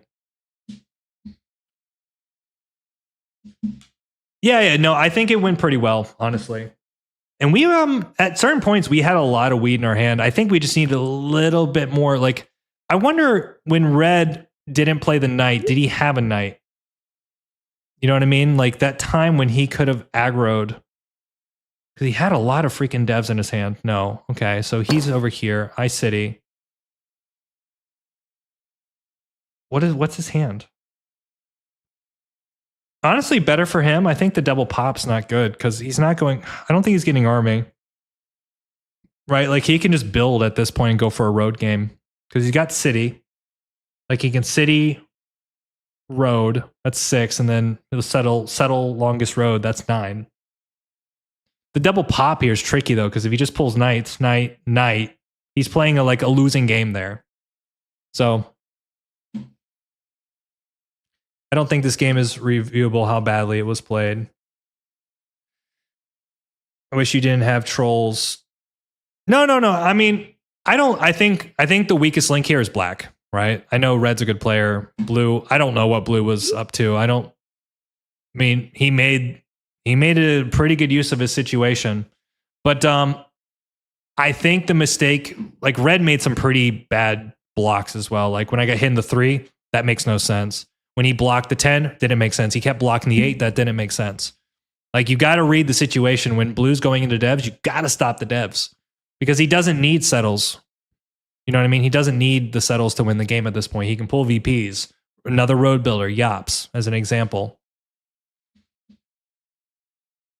No, it's fine. It's fine. It doesn't really become that much of an issue, like that I have to put a massive delay because then I can't chat with you guys.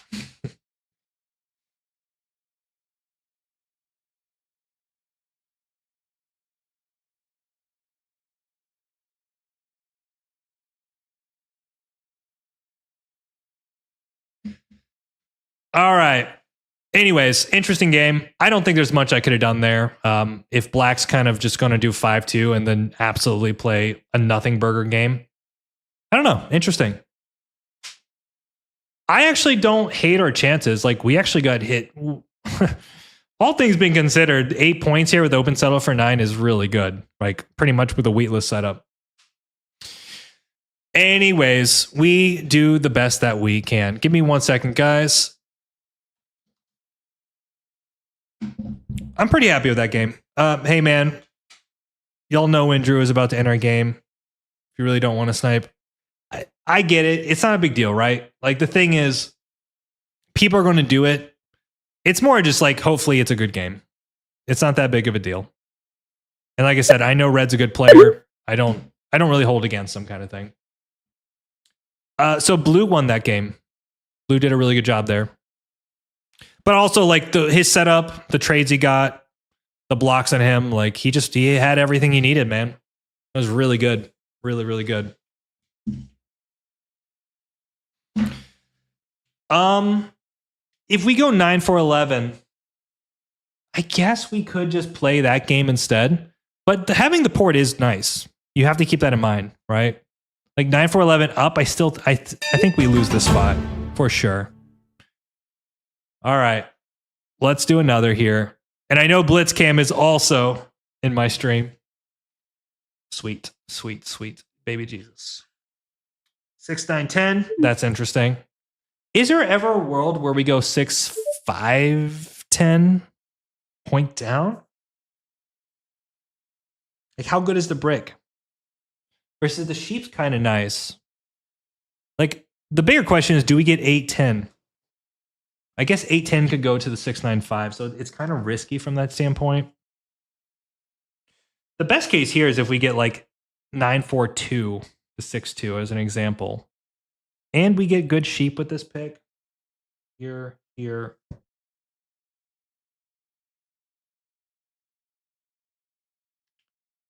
I think just having or we cheap in a box is really nice. Like we could go here, but then the reality is there's not that many wood spots that we could get that would make sense. So we're going to go with the 6-9-10 here.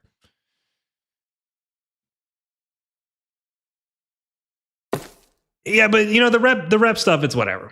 That's going to happen, right? Like I'm going into these games knowingly, right, as my main account. 6-9-10 is good here. Yeah, it's not the end all be all. There is plenty of game to be had. Right? Like the bigger issue here is the wheat for sure.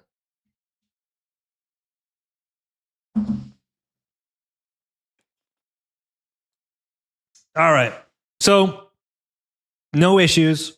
Interesting game we had last game. And it's like one of those things you just got to like let it roll off your chest. You know, these things happen. You hit the reset. I kind of like this idea here. I'm assuming, I thought he was going to point left for a second. I like the idea of just having like a guaranteed or wheat sheep engine with the 6, 9, 10 here. The issue here though is it kind of feels like, is he going to take the 9, 4, 2 here black? I don't know. I don't like this. This pick's not bad. I do think the 6, 4, 3 is nice. I think getting this 6 is really impactful. So it's kind of surprising this was left. But one play he could make is like, we could do, see like 6, 4, 3, 6, 3, 11. So you play chord 6s with the 4. He takes the 8, 10, 11. He takes the 4, 3, 11 to kind of get all 5 with the starting road. And then we can go like 9, 4, 2 as an example. Let me use the restroom and I'll be right back, crew.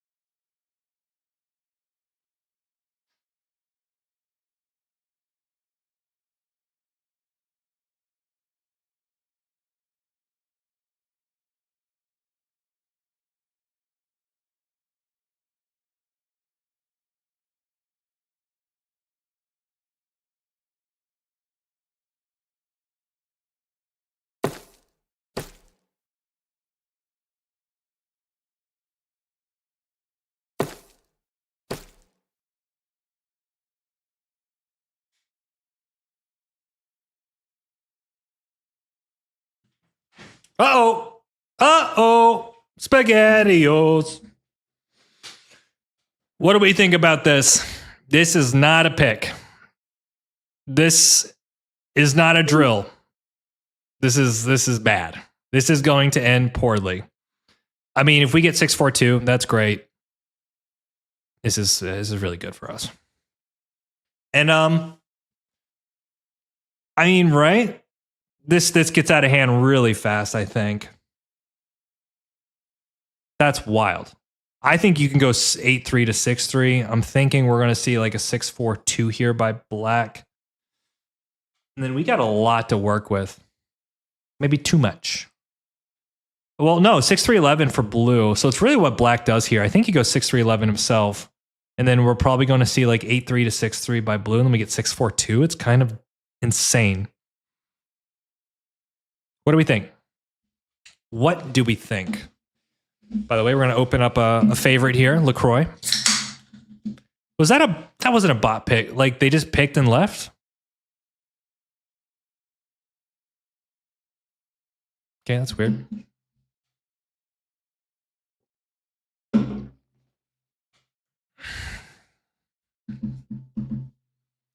I mean, it's 6-3-12. Like,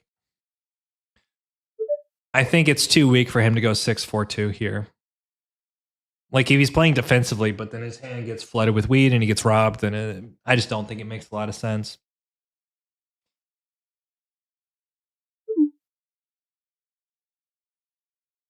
Also, why leave?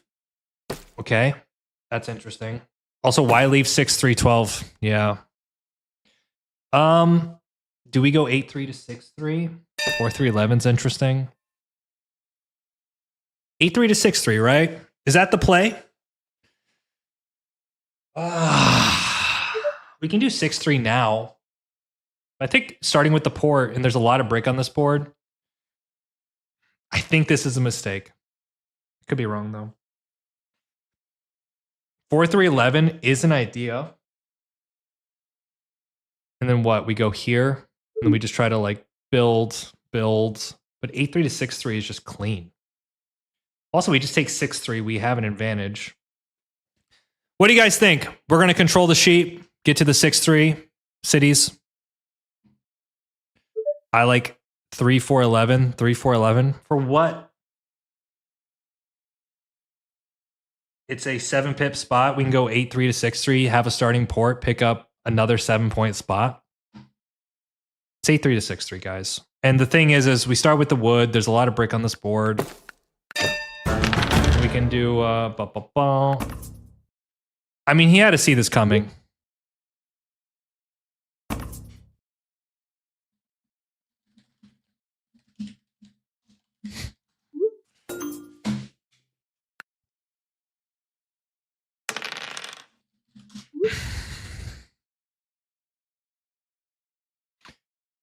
Yeah, and the thing is the road builder is always good for us here. Now, I don't think I'm going to get hit here. Yeah, that's perfect. If you do 4-3-11 down and keep going to the 5-6, who beats you? It's not... you assume with 4-3-11 down, like, I'm going to get to 6-5 quickly. I'm not. Like, when you go 6-9-10, you're saying I'm buying debs here, right? And the whole thing is, first of all, everyone shares the 10, right? So there's a ton of wheat on the 10. Like, no one has a wheat advantage. The difference is when we get to the 6-3, we're going to have the coordination. No one's on the 6 except us, which is actually huge. One thing I'm concerned about, though, is red might try to make a play. Like, I could see red going, screw this guy. I'm going to go to 6-3, right? So he might drop a road. Probably not. So my goal here is just to get to this spot as fast as possible. Probably through the 3-4-1-ing sheep. Now, I could also hold the sheep, try to do trades, but I don't have a lot of trading materials. Like, maybe if the 3 goes off, I can trade some of the wood for brick. Maybe I can even do that now. It's a tough game. It's certainly a tough game. I think this was a massive mistake by black. I think he should have gone 6-3-12. Pointed left, go to 3-11. Or even 6-5. If he drops his road here, this is going to be tough. Okay, no, he's going for the port play. Is this a thing? This would be a great thing. We'd love this thing. This thing would be amazing.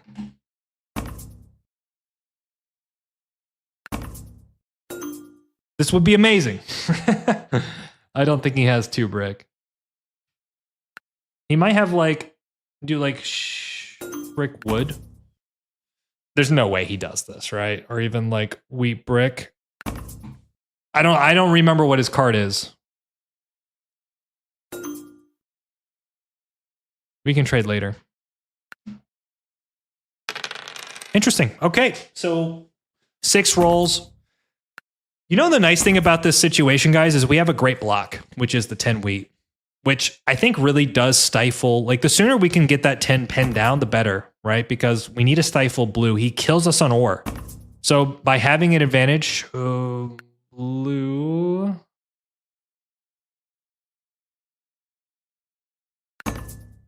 Maybe he wants the wood. I'll do this for sure.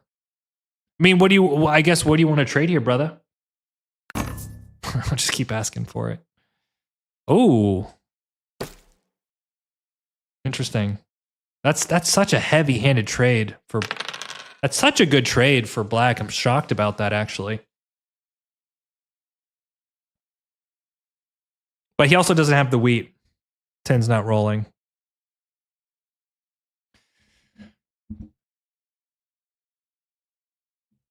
You got to understand, guys, like, we got one of the biggest spots with the 6-9-10 here that, like, if we city this quickly-esque, we're looking pretty hot.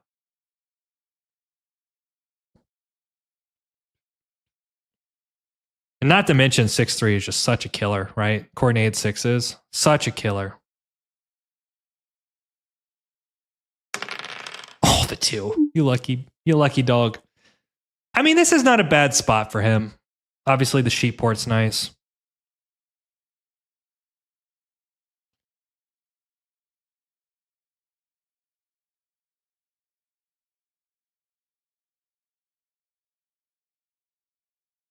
We have another person leaving here. Excellent. What did red start with? Let's go back and take a look. 1 second.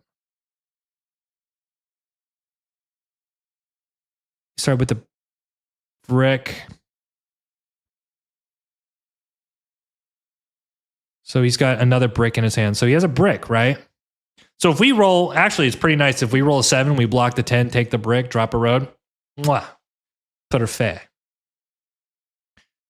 Oh no. Come back.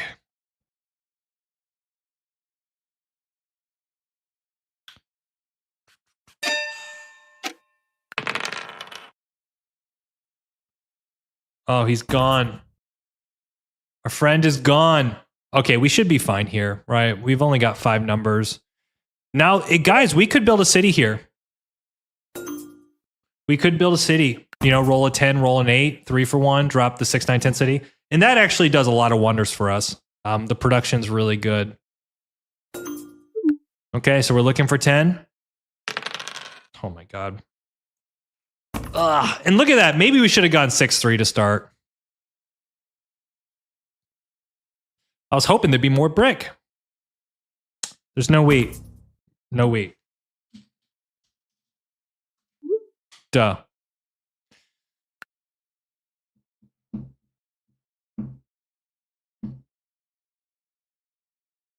Patience. Patience is a thing. We're kind of in a weird spot here, though, guys. We're going to have to... We're going to have to kind of just massage the position. Oof. Oof. Feels like a losing move right there. I think better, you know, I think that's a situation right there where you port for a wood and you try to settle.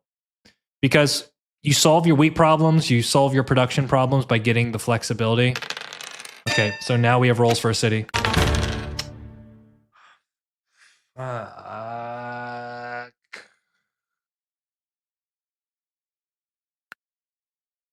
Think we have to actually go for the brick here. I don't want to do it. I don't want to do it, but he's got a brick. Brick. Bruh.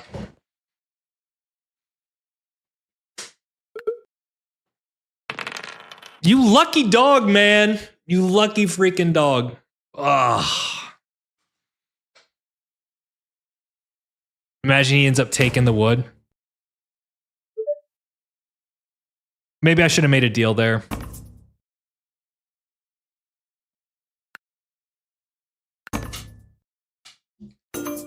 Whoa!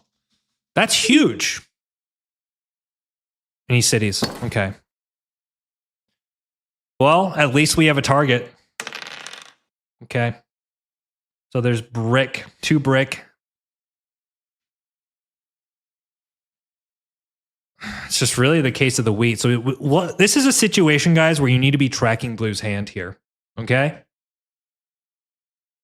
Because, in my opinion, he's probably the strongest player right now. Not a bad deal.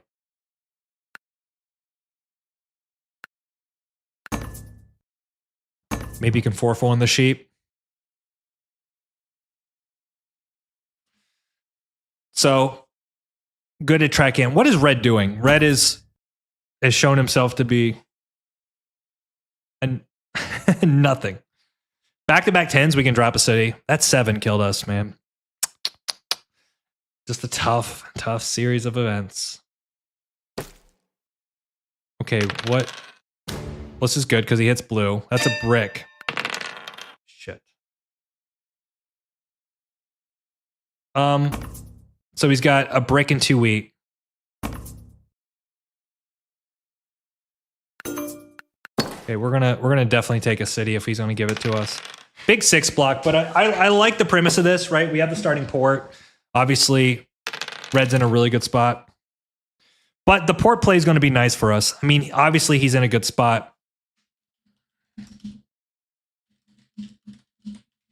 See, this is the issue with this 9-4-2 here from Black. He really can't do anything. It's really tough. Though he's got the port play now, so we got to be very careful. Kind of a risky trade from us, but I think getting a city is better than not. And just sucks. Just sucks. It'd be nice, nice if Red was cooperating, but it kind of feels the way Blacks end up playing this, it's going to be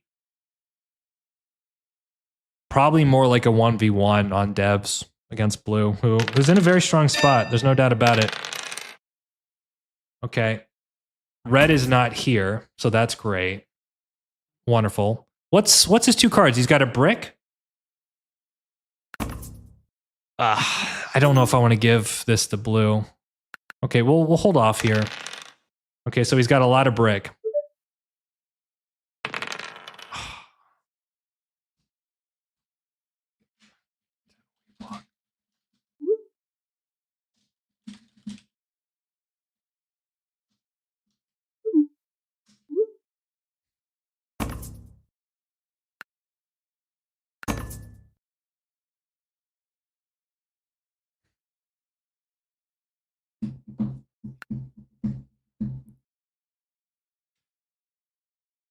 What is he doing?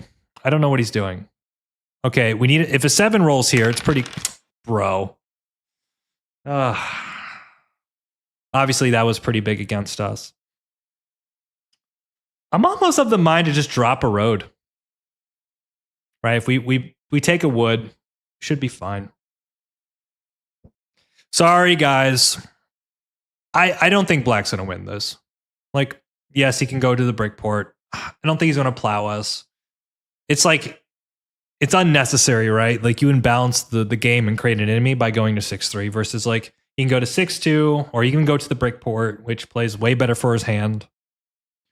But he's kind of put himself in a bad position, in my opinion. Okay, so we're just gonna go. We have multiple rolls. 7 would be nice. This 6 block hurts. Let him 7 out with me. Join the party, brother. Okay.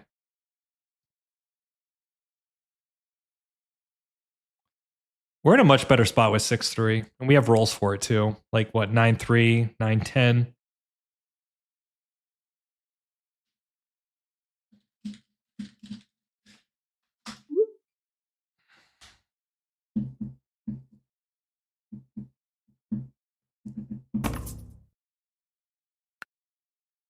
Let's do something like this, maybe. And then all of a sudden, 3 or 10.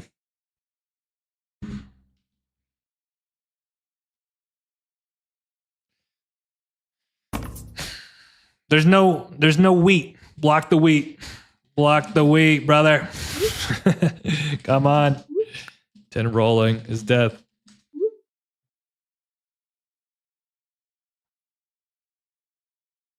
Oh. Am I going to get road built on again? I don't think so. Wow.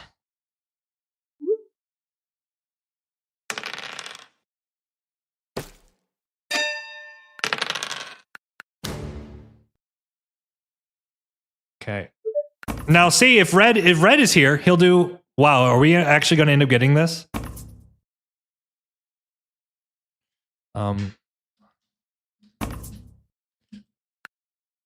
He's back. He's back. I will do NBs. I will do non-steals all game.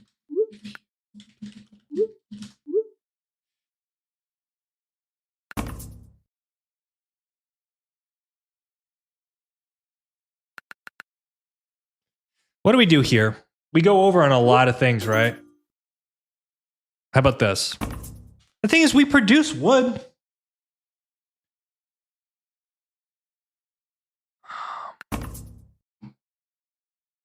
It almost doesn't feel worth it. We go over those, the issue, right? Okay, it's fine. We need to watch this guy roll a 7. Perfect, okay. So now 10 is settled, dev. It's so good.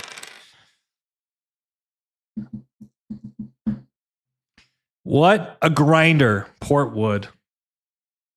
I think that's fine. The thing is, like, in my mind, red is kind of a... Of course, now we port. Now we get the freaking wood. We maybe can sell this wood for a pretty good price, I think. Okay, so, like, let's do this for this. Pretty good deal. Otherwise, we'll port the ore, which feels bad.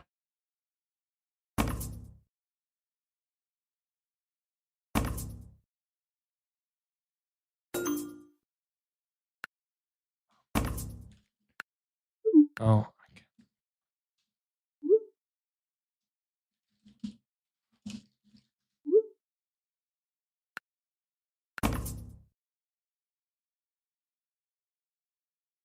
Funny Red's left.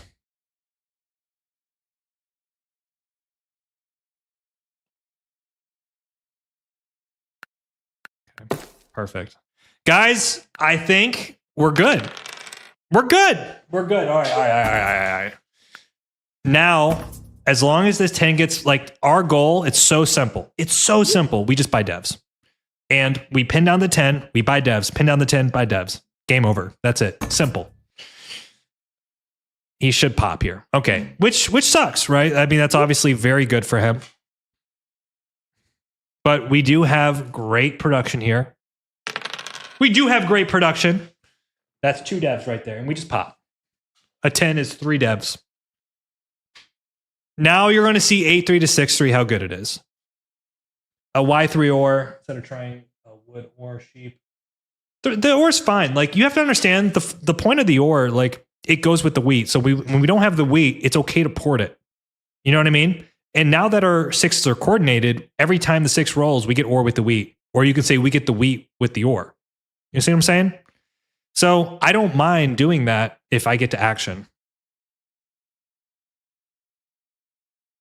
Sound a bit like Trump. It's too easy. We have the greatest devs. All the devs, the greatest devs.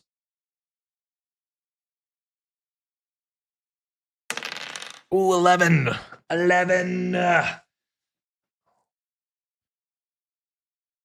was trying to port the sheep to keep the ore, but whatever. 6-3 is amazing. We have literally now the most wheat. Look at Red, man.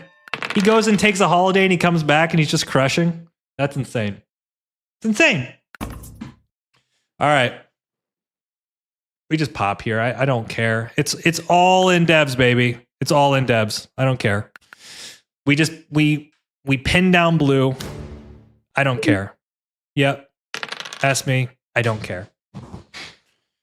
Roll 6. 11. Holy bejeezies. Dude, Red's doing well. This is wild.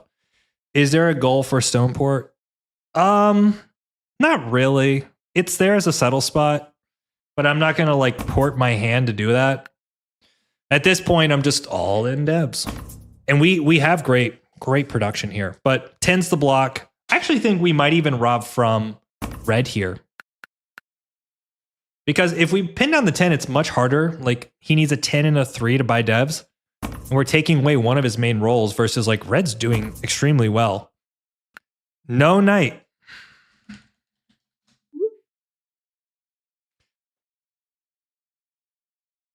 Okay.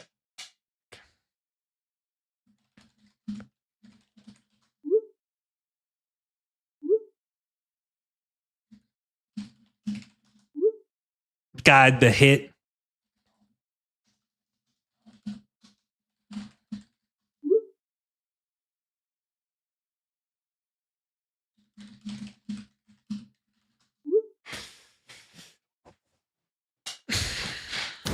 There we go.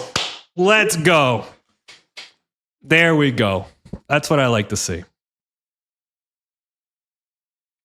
See, this is... Black is trying to do too much right now, right? He's got 3 roads dropped over here.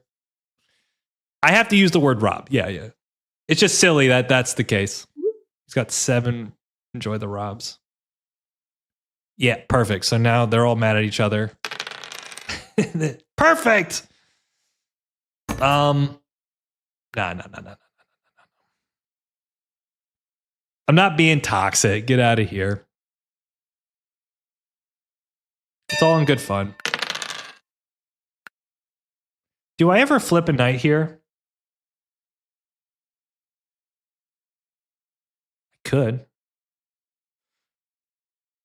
Well, the thing is, if I play a knight now and get a wheat. Let me think here. Well, how much wheat does he have? He's got wood. He's got 3 wheat.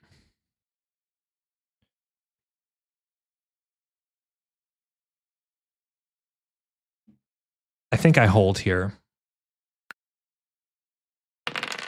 Bro, the 12 is so good. You know, the one reason I'm thinking about playing it is the pace, right? Because we haven't played any knights and both blue and black are in that race. So if I play one now, I can kind of get ahead of it. It might have been a mistake. I'm concerned about this 10. I want to get one more dev in my back pocket. I need some rolls. It's tricky. Why aren't you undercover? That's a great question. I'm an idiot. Need to pace. Red has a lot of wheat. I don't think red has as much wheat as you think. Oh my God. Interesting. He should pop here. Bad sequencing, by the way, if he's going to buy a dev, right? Interesting. Okay. So he's officially putting himself ahead. Great block here. 6 is another 2 devs. I think we will actually end up pacing here. Even better if we can just roll a 7 and then flip it back to the 10. Better for blue to buy dev there. That 9-12 is never going away. I don't like that play from him. I do not like the play. I do not. Feels bad for anyone named Robbed. It is what it is, man. I don't know why hits. Like, I'm not trying to incite violence while I'm playing Catan. It's just not the way. That's not the way it works. Okay, this is great. Double dev is insane. Oh my God. Oh my God. Okay, hold on. Let's think about this. We're gonna pace. I think it's got to be on red now. He's kind of already shown us that he's not the guy. Road builder, that. So there's 2 knights there. I think we buy another. We need a VP. VP here is insane. Okay, knight. So all right, we've locked army, more or less.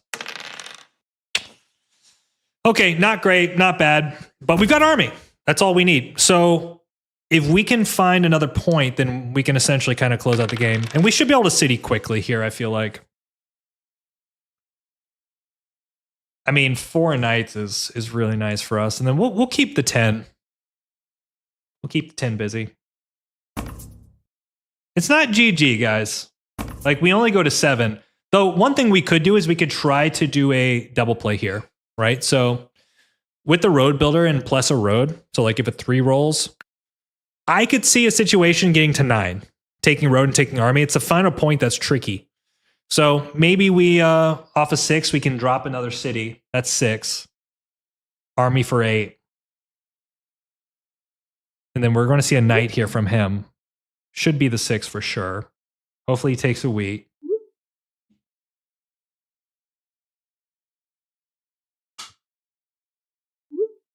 We have 5 down development cards.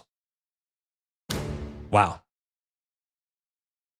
It feels like a mistake, doesn't it?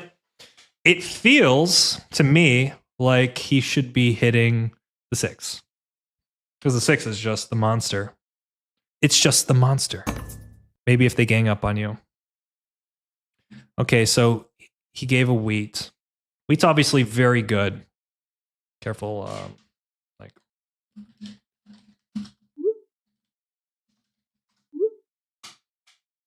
Okay, you can buy all the freaking devs you want, brother. It's not gonna matter. 5 devs. It's true. I have a lot of devs. It's absolutely true. Absolutely true. Perfect. There's a break. There's a break for our road take in the near future. Okay. You can hit me all you want. I don't even know if that's a good block anymore, right? Because we do have the 6. All right, so if a 3 hits, we're going to be setting up the double play pretty soon. We can also look to just get the settles down here. Yeah, these knights are great. Okay, so 6 rolls. We'll drop a city. Where do we drop it? Do we even need 6-3? Maybe 8-3 is better for port fodder with the sheep? Nah, but 6-3 is pretty good.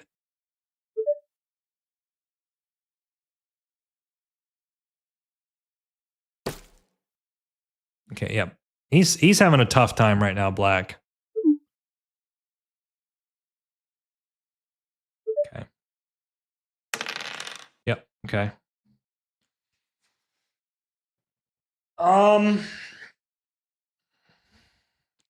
Do we just keep hitting the 10? Interesting. Okay, so he's doing stuff. He's doing stuff. Okay. He's trying stuff. It's not working. It's not working. Okay. God damn. Okay. We definitely have it locked now. Big 7. Big 7.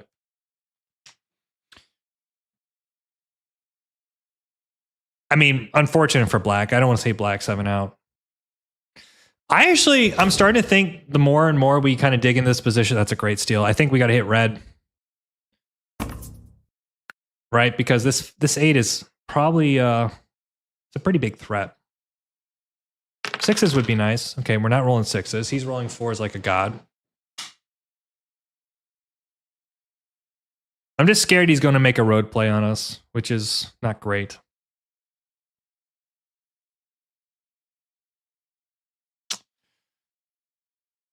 Guys, is it ever worth going 6-5 here?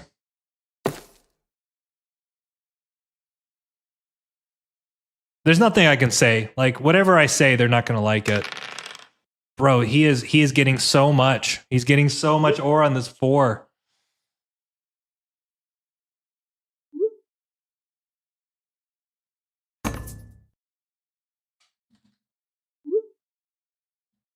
There's nothing I could say. There's absolutely nothing I could say. I don't think he has... He might have 2 VPs, though. The way he's playing this, it would put him on 6. Road settle, road is 9. Which is actually pretty bonkers. So maybe... Okay, wow. Wow. That's brave. All right, he has a lot less than I thought, then. A lot less.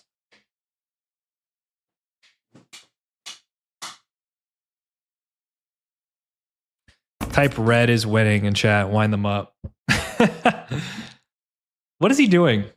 Okay, he's just popping. Like, kudos to him. But I also think this is like... Yeah, okay, that's a little bit smarter from him. But at this point, we can just keep hitting the hell out of him. Dude, this 4 is insane. This 4 is insane. Perfect. Okay. Let's get back to basics. Can I get some 6s in the house? Thank you. Okay. We city for 8. I don't think we keep popping. I think we need to start dropping cities. We have army more or less locked.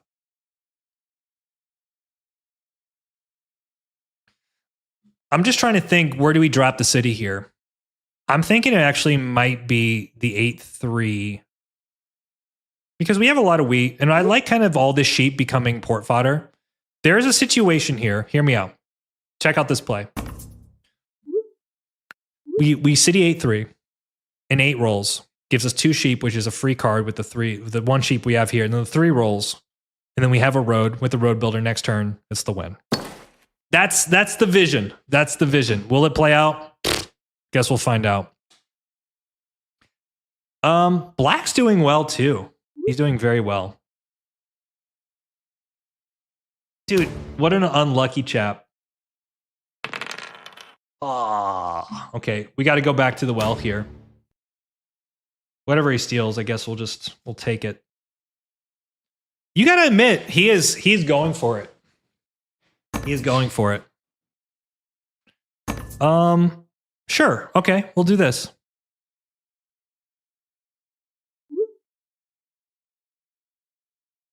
the very least, we have a dev. Imagine he does this trade. We got more knights.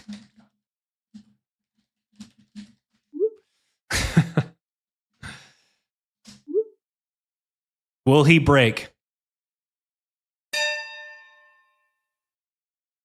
10 is still kind of a problem. 4 is a problem as well. 10 is a free card. Okay, wood is great. Bro, he took my ore. 8. There we go. All right. We got multiple rolls now. This is what we needed, folks. Okay. We have lots of ways to clean this up. No one's taking road here, right? Like, he should. Okay, 9, 8, 6, all win. Wow, he's just building. He's cooking. Oh, brick. We need that brick.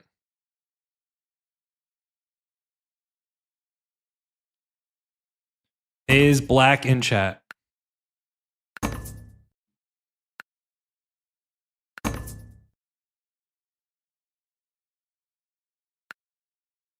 I'm kind of making it a little bit obvious my intentions here. I mean, he shouldn't do this, but maybe he will. Bro, this 4 is insane. This 4 is insane. All right. Bro. Oh my God. I have an idea. This absolutely sucks. Here's the idea, guys. I'm going to fake out the settle and then I'm going to build backwards. I'm going to fake out the settle and build backwards, right? So I'm going to get them to go all in, road settle here. And then I'm going to build it this way and look for the win. Dude, we're going to lose the red. We're going to lose the red. This is so insane.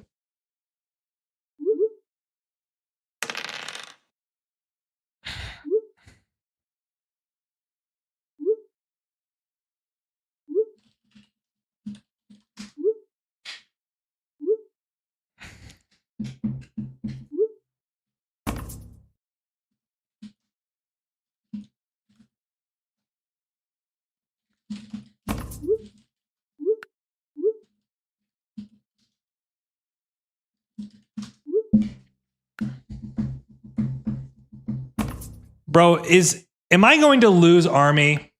Am I losing army? Like, bro, what is this? Oh my God. Like, he's on 7, road for 9. With open settle.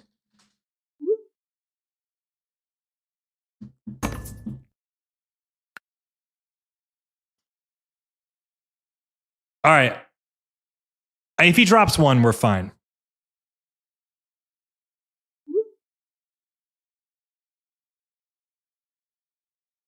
I can't believe... I don't think he's going to drop 2.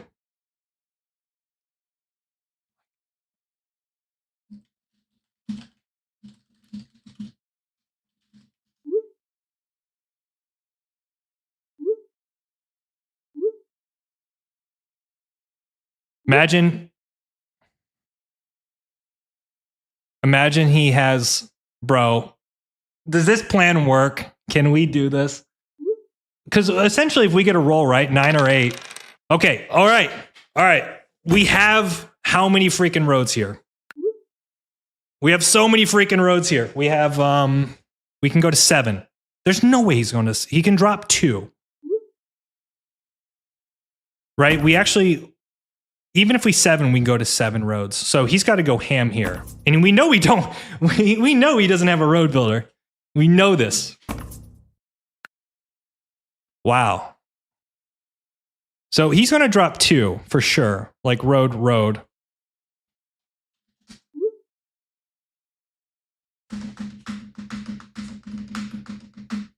Jesus Christ. That is insane. Bro, he's got 23 cards.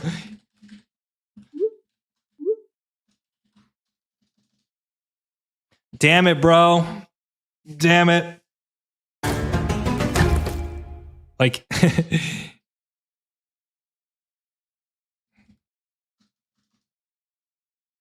All right, we need him to like just do a massive turn and not drop like, yeah. Oh shit. Imagine. All right, there's no way. Oh my God. Oh my God. That's just so beautiful. That's so funny.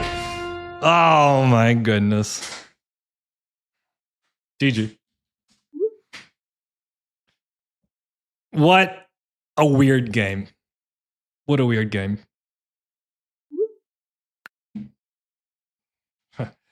Yeah, like I want double RB.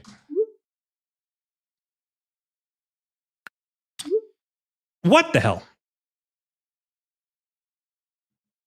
That was wild. That was fun. 8-3 is a garbage spot. Garbage.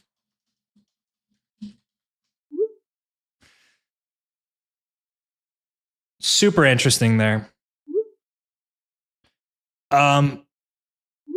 Yes, this luck. What are you talking about?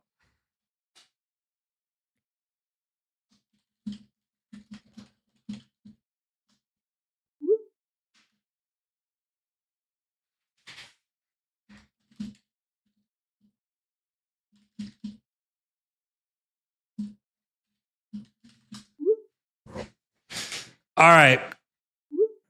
Dice stats here, guys. Some resource stats. You just got lucky. I guess I got lucky, guys. It is what it is.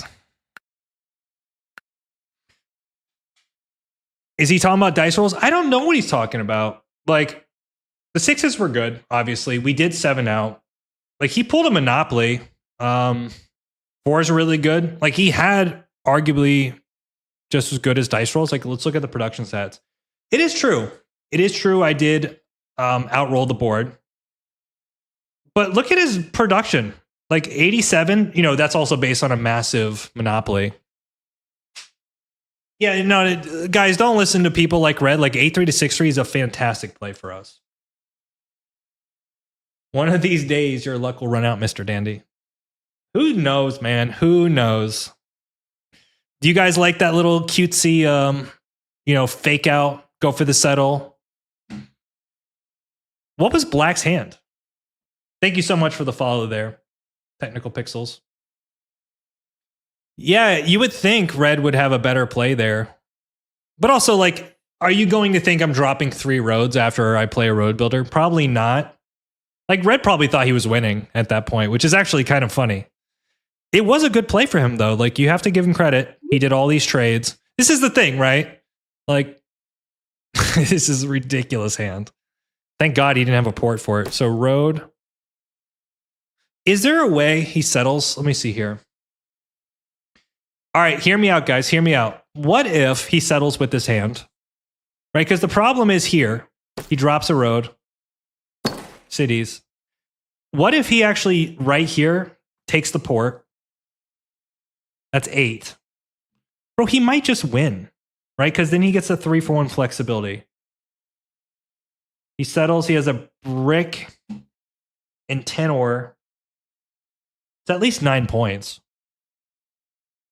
Right? 10 ore. Yeah, so he can... I think the way he played this wasn't great.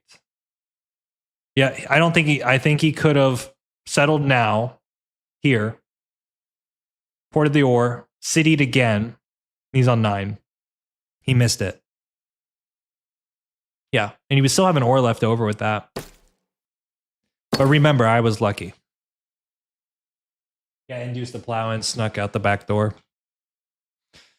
It's pretty nice. Yeah, because like the alternative, right, is well, first of all, I can't play the road builder this way.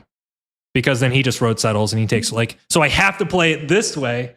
And the thing is, like, if I drop a road here, he plows me, right? So then I only open the one settle. So I'd rather induce the plow and then take road the other way.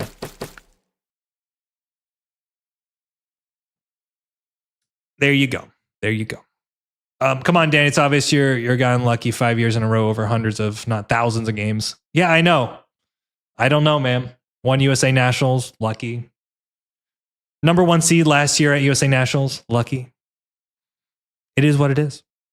They're actually, in hindsight, going 6-3 would have been very interesting. Like maybe 8-3 is, I could see why it's slow versus 6-3 is probably faster to city. But you also get the port flexibility. I don't know. Like, I think it's fine.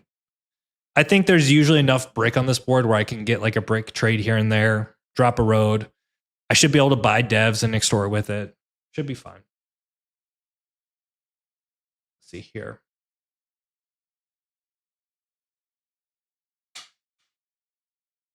A little bit of luck literally all the time. It's just the way it is. I mean, right? Like, when you prepare or you play well, right? You put yourself in a situation where you can be lucky. But I mean, I just think strategically we did a lot of good things. We took the 6-9-10, which I really liked. I would make the claim from Red's point of view, this 4-5-3 is not it. Like, I don't like it. I think it's too speculative thinking 8-3 is going to be open. Let's go look at his profile real quick. Bruh. I mean, okay. He could be a 16-65. So he's like a strong mid 1600 player. Like, bruh, don't be coming to me telling you're lucky. I feel like I need a I need to go to a spa after that one. I'm going to take a quick break if that's okay.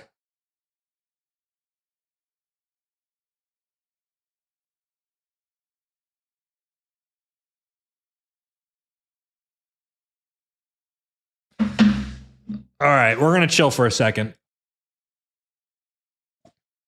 What up, Nuke? So far, a pretty good little run on this account. I think we're batting at a 43.8% win rate, which is not the best, but it's not the worst. 10 in Florida. We're putting Florida on the map. That's what we like to see. Make your own luck. Absolutely agree. All right, so I'll take some questions, guys. I just want to take a reset. These have been like 2 stressful games. So give me a second, please. Hey, Dandy, what do you think of playing the same board 2 to 3 times? What do you think would happen generally? There was a video series that somebody started about this, but I just think they lost motivation to keep doing it. It's interesting. I mean, realistically, like if you do the math about how many different combinations of boards you could have, it's like in the trillions, I think. All right, maybe not trillions. I mean, it could be. I don't know. It's not as practical to me. I enjoy every board being different, but having a certain fundamentals to just be successful. We've rattled off a couple W's. We have, man. I was playing, so I've recorded 4 games earlier today with the TSI Discord. I was playing in there and just commentating. I won 3 out of 4. They were actually insane games, so they'll make the way to the channel some way, somehow. Let's ask ChatGPT. All right, somebody in chat could definitely do that. See you in a bit. Left box, thank you so much. Appreciate the support. You guys can do the number crunch in there. That was fun. That was cool. I mean, we took some heat. We took some robs. We had a good time. We brought our friends on. We asked for a lot of trades. We didn't get many. About 9 devs. It's the way it rolls, man. That was fun, though. That was a lot of fun. I have to say one thing I give a lot of, like, people who play this, like, stone cold, like, unemotional. Like, I do admire that. Like, people that can just play this game and not have any emotions. Like, for me, I genuinely get excited playing Catan. Which, if I didn't, I wouldn't do this. I wouldn't do content. You know what I mean? But there is something to be said about people that just feel nothing. They don't feel excited. They don't feel up. They don't feel down. Like, there are some days that I feel like when I'm playing a big tournament or a big game, I zone in like that. But I also enjoy a little bit of drama. I enjoy the vibe. But I do think it's a good personality. Like, in ranked, it really does make a big deal. Like, to be able to stay even keel, not to be overly emotional, right? Like, somebody robs you and you freak out and solo them the entire game. Like, there is a place for it to some degree, but you'll lose a lot of ranked games if you have that mentality. Hey, GG, I know you mentioned I was in chat. It was a fun game. I think I misplayed a bit. What's up, Blitz? Yeah. So, yeah, I saw you followed earlier today, and then you jumped in, which is cool. I think my thought here, I don't know. I think this is a little bit too slow. I'd much rather see you go like 6-2-4. This to me makes a little bit more sense, right? And that way, what you can do is you can use this 6 wheat as a bargaining chip. So effectively, you have the most wheat on the board. You can start to get like an ore plus another card, and you can use that to build a city on top of having the 4, which, by the way, rolled wonderful. So if you went 6-4-2 here, you would have a fantastic setup. The rolls would have treated you really well versus like 9-10-2. It's just like you're going to have too much ore. It's to me like you're going to have too much brick that you can't port. It's a little bit clumsy.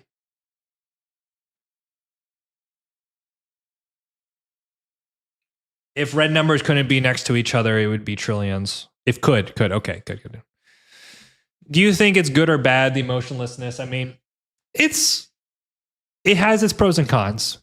As an example, like there are certain games or certain tables where bringing positive, fun, emotional energy is a good thing, right? Like you bring excitement. I would say it's a good thing ultimately. Like you can't just play like a mindless robot all the time. Like this is a social game, and that's the biggest thing that people don't understand. I know so many players that I've met online that are so good, right? Like they're robotic. They make all the GTO, game theory optimal moves, and then you put them into an in-person tournament, and they're like middle of the pack because they don't appreciate the social element of the game. This is why, like, you look at some players like myself or Jack or whatever, like we do well over the board. I mean, we do well in many avenues too, but it's the big part is the social game. That's my theory. I'm sticking to it. I mentioned if 11 wasn't center hex. Yeah, well that's I know what you're saying, like the spiral. Give me 1 second, guys. I need a stretch. Break. Give me literally like 60 seconds. I'm still here though. Leg. Oh man. The thing is, I've been working all day. So I've been in the chair all freaking day. I think I've got like one more game left in me, crew. By the way, thank you so much for everyone that's coming out here supporting the channel. If you are new, don't forget to like, subscribe. We'll keep winning. Oh.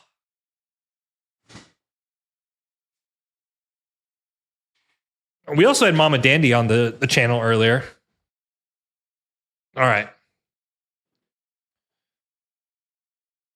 1 second, squad.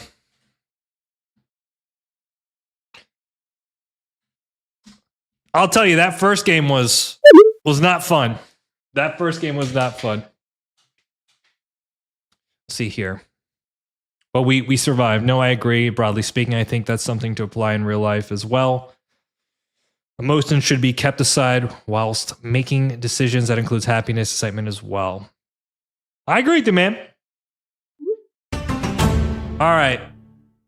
One more game to rule them all. What up, Drew? What was your ranked username last season? I think I was number 2 in Florida, so I was wondering. Yeah, I didn't play under Florida. I played under Djibouti, Africa. So pretty much I was the best player in Africa by a super long shot. But I had a couple names. I changed my name quite often. This account is based in Florida, though. Ba ba ba. Bing bing bing. Bing bop boom bop. Boom bop bing bop bam. All right, let's do this. What's going on, Dandy Crew? It's Dandy Drew. We're here to play some Catan. All right. What's the sitch? We are second. We are playing on the main account here. This is ranked. We are doing quite well. We have a 43.8% win rate, which is pretty good. I quite like that number. 9-5-10, making the case. Okay. 3 unique resources, road building, isolated ore. I like it. What do we do? I mean, 693 is a vibe. 8-5-10 is a vibe. You know what? 693 we could dev. I'm also looking at this 8-4-10. So like, let's see. We go 693, 8-5-10. Do we get like the 9-10-11 and we just go ham on devs? Because there's so many weak spots. Like, it even might be the case, the more I'm looking at this, maybe even 8-3-4 might be open. So I feel like 6-9-3 is just good. 8-5-10 is good, though. I mean, the problem is, though, there's no ore and sheep combos. You can do like 8-5-10, 6-5-11. But I feel like we could have a real game. Get a job. I don't know that's in reference to. Good luck. Thank you so much. What do we think, guys? I think it's either 8510 or 693. Guys, we are kind of like the 693 guy. And if we ever pull a road builder, 8-3 is a nice little addition. Someone's banging on my roof, man. Let's just do 693. I think 8510 is really nice, but we're going to play principled here. It could also be the case too, like 910 too. Yeah. Now it's very interesting. I'm thinking we're going to see something along the lines of 8-10-4, 9-10-2. Road settle, Woodport with the 8-4-10. And then this guy's probably going 9-4-11. We get 8-3-4. And honestly, it all feels really good. It all feels good. And we're going to have most of the sheep. What do we think, chat? Did I just call it 8-4-10, 9-10-2, point right? He takes 9-4-11. Or he takes 6-5-11, points right. We can take the 9-10-11. No, that won't be available. Sorry. Okay. We don't know what we're doing. Does he go 6-5-11? And we get the 8-10-4? No wheat. Make my day. Oh my God. Oh my goodness. Look at this setup. All right, chat. Listen. These are the setups I dream about. Side by side. Formation 2. No wheat. All the wood. And then a board just full of like, come on. And then it's just a 6-3-11 here.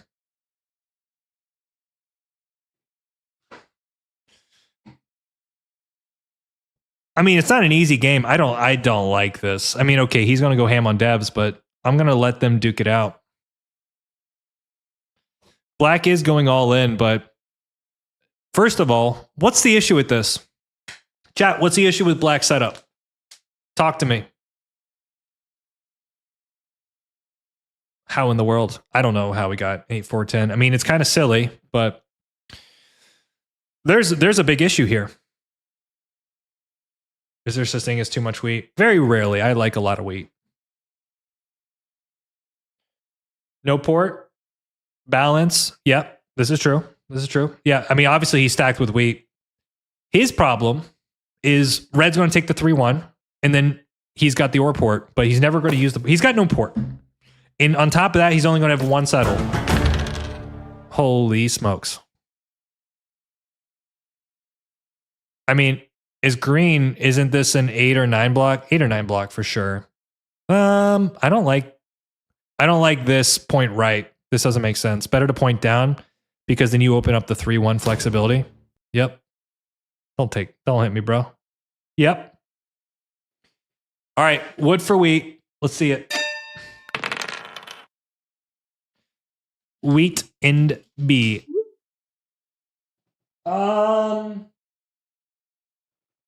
Do I just hit the 5 here?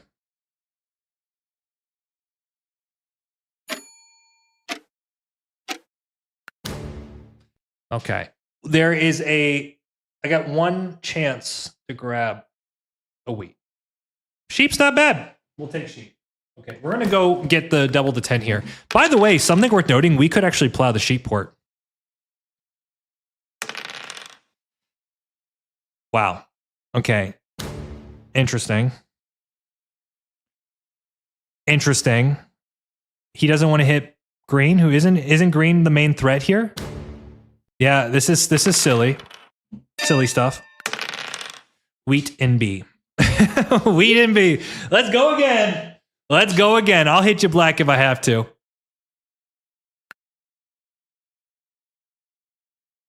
All right, we're going back in. Give me the wheat. Thank you, sir.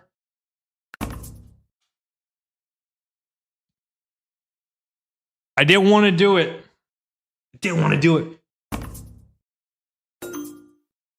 Yeah, let's do that. We need more wheat. Wheat is good. Perfect. We get the settle. Black's going to hit us for sure. He is upset. He steals the brick like a god.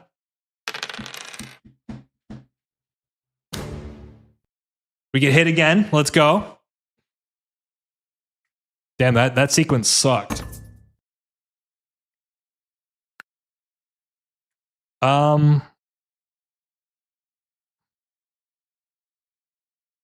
Interesting. So he's dropping a road. We're okay with that. That really sucks that Black hit us there. I don't know what his idea was, but he's not happy, obviously.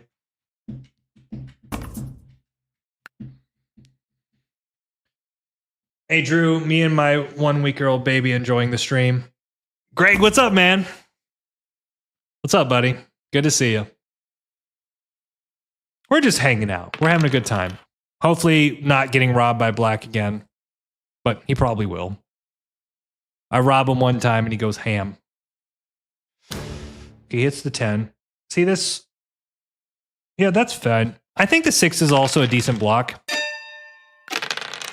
Okay, I guess we'll just do this. Perfect. All right. My thought here. What's up, Klaus? My thought here. I kind of like the wheat, but I feel like okay, we'll do the wheat here. 1 for 1. Wheat's good. We got Klaus in the house. Say hi, Klaus. Bro, I got 1 card. Look at this baby boy. Okay, so we see a dev go off. Sheep, perfect. You know, what's silly about Black is his whole game, perfect. His whole game hinges on getting army. And he's already in a world of trouble, I think. What do we do? Who do we hit? We get a wheat, don't we? Wood. Do you think we can pull Monopoly? Do you think that's possible? Can we just pull 1 Monopoly? Okay, no, we can't. I can't do that every freaking time. Probably the 9 here makes a lot of sense. If he robs from me, that's fine. I'm gonna have no card. Yeah, I don't care. That's fine. Also, if he robs from me, that's fine. Ooh.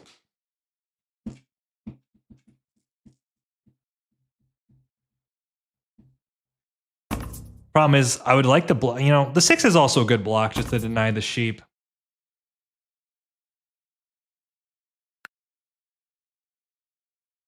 Where do we go next? I kind of like the idea of road settling onto the 6 here. Try to make this a mega 6. Also, the 10 will become a free card with that. It's pretty good. We like it. Carlo, good to see you. Good to see you.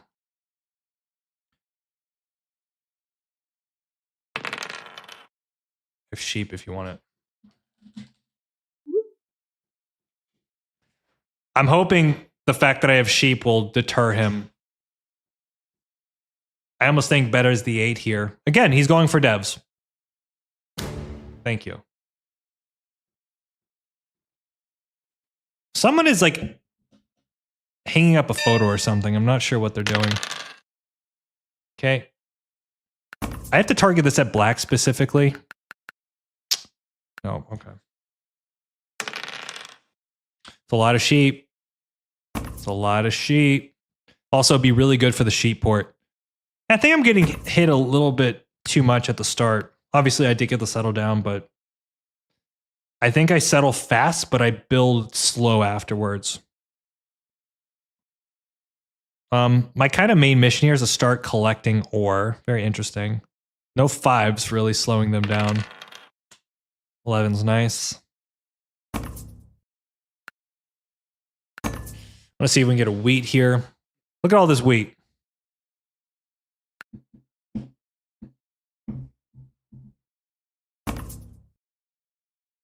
Hi, Danny from Argentina. Welcome, welcome. Thank you, everyone. Yeah, we need to start thinking about the city build. Obviously, blocking the 5 is pretty nice. I mean, red has a wonderful setup, by the way, right? Road to the 9 as well. Like he gets everything he needs, and the road game. Like this is not going to be easy. This is not going to be easy.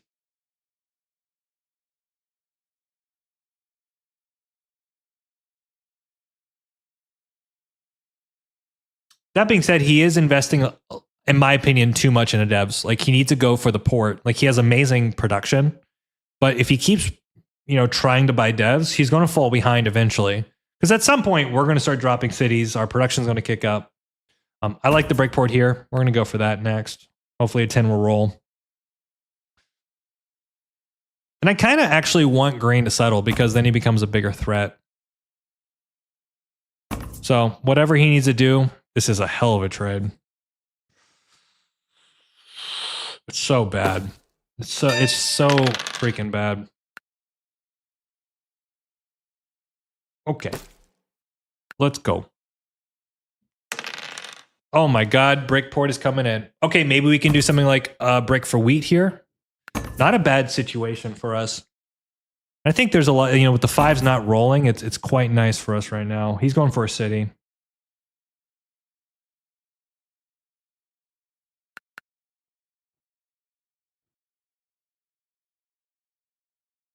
Maybe we can do brick for wheat with black as well.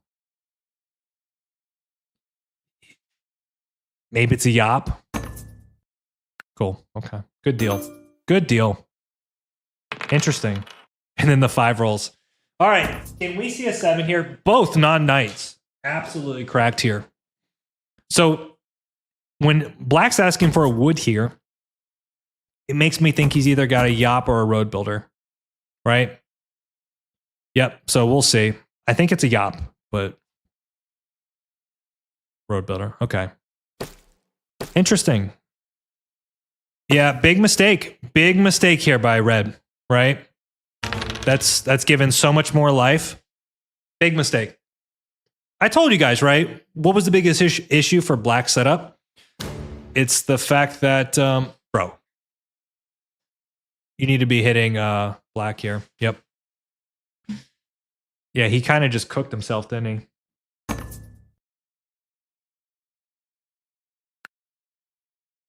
He just cooked himself. Well, now I think there's a much better game. Okay, so we're going to block here.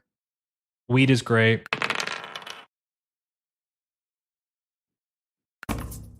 We can also pop here, but I think the settle's fine.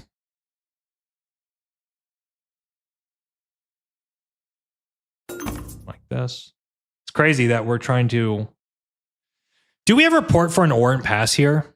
I mean, if we settle, like, what's the point? We have so much wood. All right, we're going to port for an ore and pass. I can't do it to myself to port for the wood there for some reason. I'm just not doing it. Look at that. All the road builders. Okay, well, that's pretty good. To be honest with you, that's pretty good. Yeah, now you hit the 6. You hit the 6 here. Don't overcomplicate this. Bro, are you shitting me?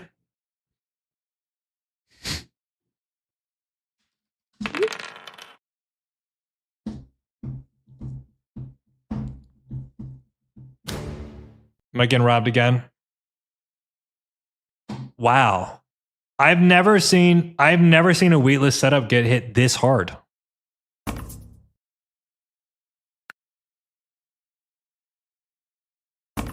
That's crazy. 695, 8510, 6511 picks up wheat port and then doesn't get hit. Wow. That's like shocking.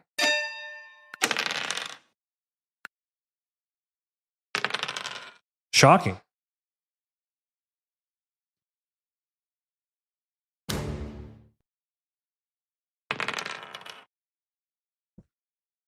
What's black's 23%? It's just like whatever they feel in the moment, that's all they're doing.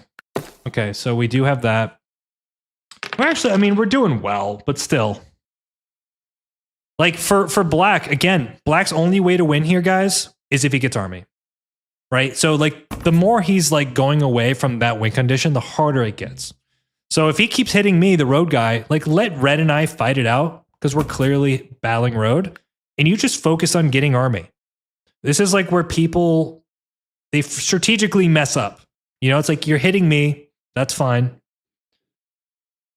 Watch, he plays a knight. He has to hit green here. There you go. You're waking up, man. But now look at the situation. Yeah, you just lost army. You literally just lost your way to win the game.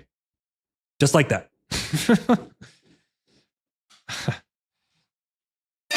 And like he's making it so much harder than it actually needs to be. Okay, so we're gonna grab a wheat here. We can also do brick. Just drop a road. I'm kind of liking this idea of doubling the 8, just trying to get like a mega 8 going here. Also, this is fine. This is fine.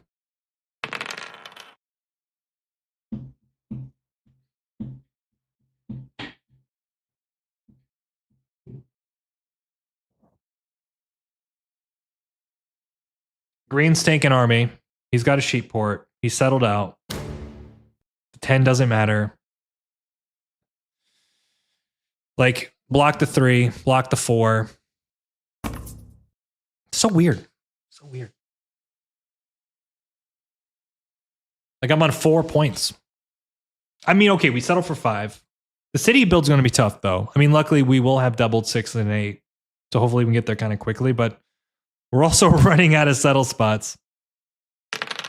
Perfect. Back on the 9. Smack the shit out of his 9. There you go. Now you buy dev. There you go. We're teaching. We're teaching. Another dev. Okay. So now he's in the army race. And you throw it onto the 8. He'll hit the 9, though. He'll hit the 9 and rob me, which sucks.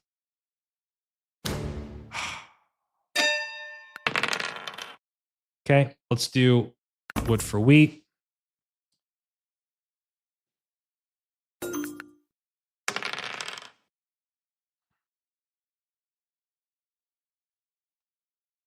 I actually think so. Red misplayed this from the standpoint of not going for the settle, giving black the opportunity.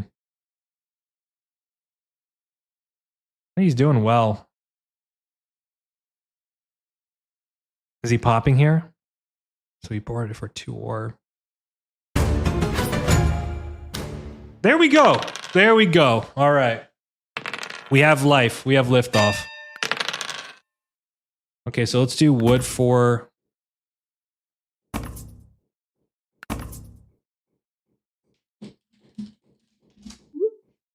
Let's see if we can give him an insurance deal, which is pretty good for us. Let's do something like this, which is not bad. I mean, he might value the wood here. I'm not sure. Wow. Look at that. Look at that insurance deal. Look at that insurance deal. Amazing. That's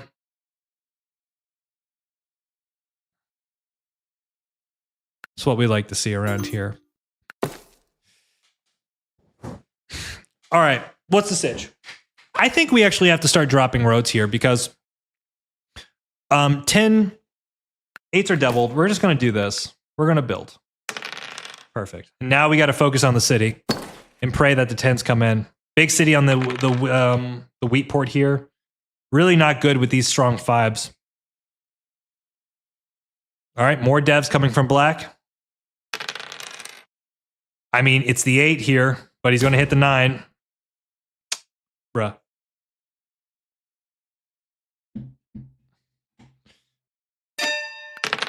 Okay. So let's pop here. We need to get some utility. Yop is great. Yop is good. We're going to use that Yop. Okay. Wow. No knight.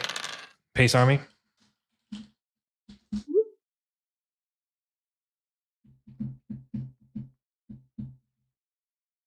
I think you should move it to the 8 here.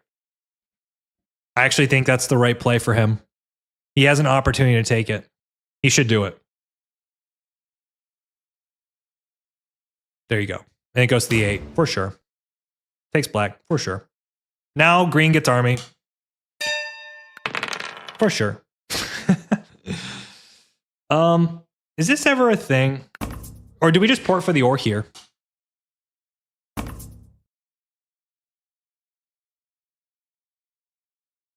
See here. This actually, if this goes through with red, then we can get the city. And I'm thinking now that we city 8, 4, 10. So let's port for an ore here. We'll pass. Port for an ore. Ore is never dead for us, boys and girls, unless we get monoed. Who is going crazy? You're doing a lot of chatting. Yeah, a little bit.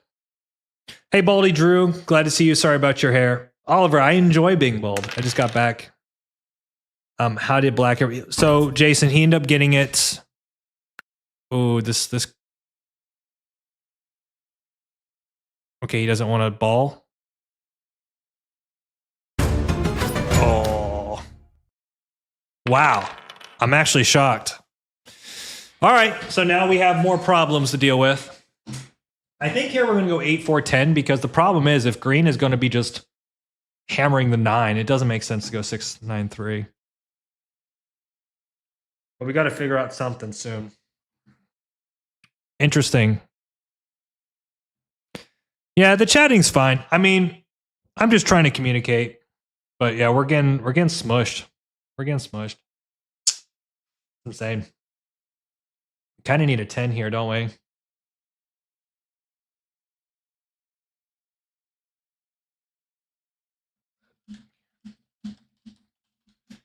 This feels like he's got a road builder incoming.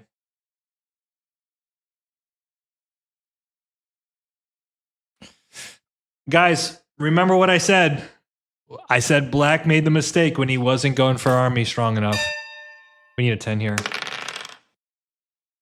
Red, can you take road?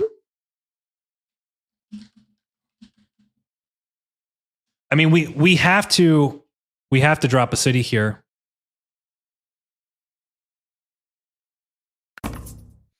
I mean, ideally, if we can do this without red looks lost.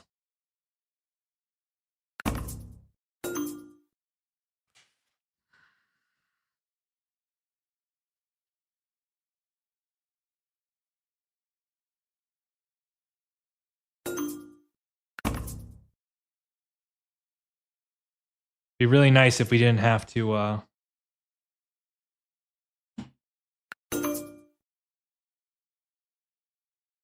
So we're gonna hold the yop, which I feel is really nice, and then watch him 7. Perfect. All right. You gotta take road here, buddy. I think road is your way.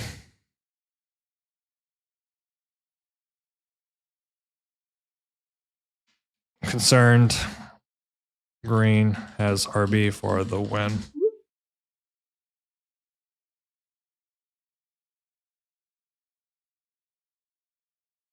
That was very interesting, but I kind of like the way it worked out for us, right? Because the alternative is we 3 for 1, but we're able to kind of work that out. I like holding the yop here. I feel like having the yop as a backup is pretty nice. You talk too much.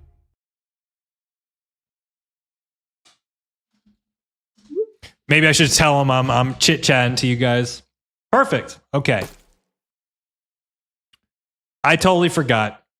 I'm tired, guys. I worked all day and I've been playing Catan now for hours for you. Perfect. Okay. Well, the battle goes on. The battle goes on. Love you too, bro. It's so bad. It's so bad for green. He's doing so well. It's hard to stop him. I mean, so what's our connect? 1, 2, 3, 4, 5, 6, 7. 7. I'm talking serious. All good.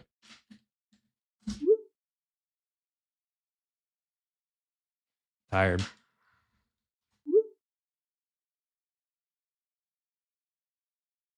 This is tough. This is tough. This is tough. All right. What do we do here? Is this ever a thing? You post a video on YouTube with me playing. I think he pulled 5 VPs on me one time. Didn't you pull 5 VPs? I'm almost certain he pulled 5 VPs. Yeah, I remember. I have a good memory with that stuff. Perfect. We got to pray that that's not the win for green. I'm from Brazil. Awesome, man. That's so cool. We got to pray that he has a knight. And pray that green also has a knight. We just got to pray everybody's got knights. What you need? All right, keep Devin. Keep Devin. All right. Does he have a knight for 8? We can do this. We can win this game. Wow. Wow. Oh my God. Oh my God. Look at this freaking hand, guys. Can we go Woodport? That's kind of funny if we go Woodport, isn't it? We need road, 4 roads, and a settle. We have that. That is so insane. Let me think here. Can we do this feasibly? All right. 10 here would be incredible. Okay. Should we go Woodport, or is that just too much? Or is that too much? It's kind of funny, though. Go 5-2. I think we're going 5-2. Let's just think about this, though. So I have road.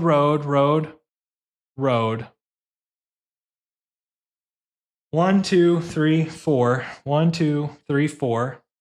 So we get 2 wheat. We can settle. Right? And then the Woodport's kind of cracked.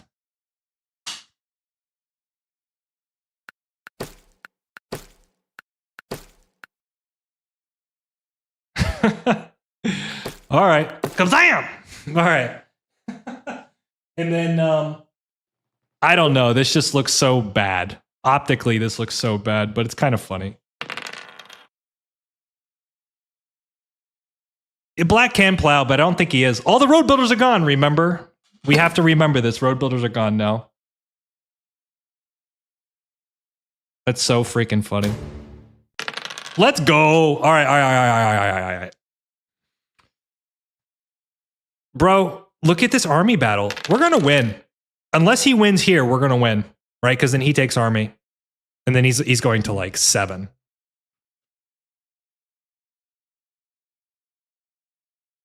Oh, 8 points.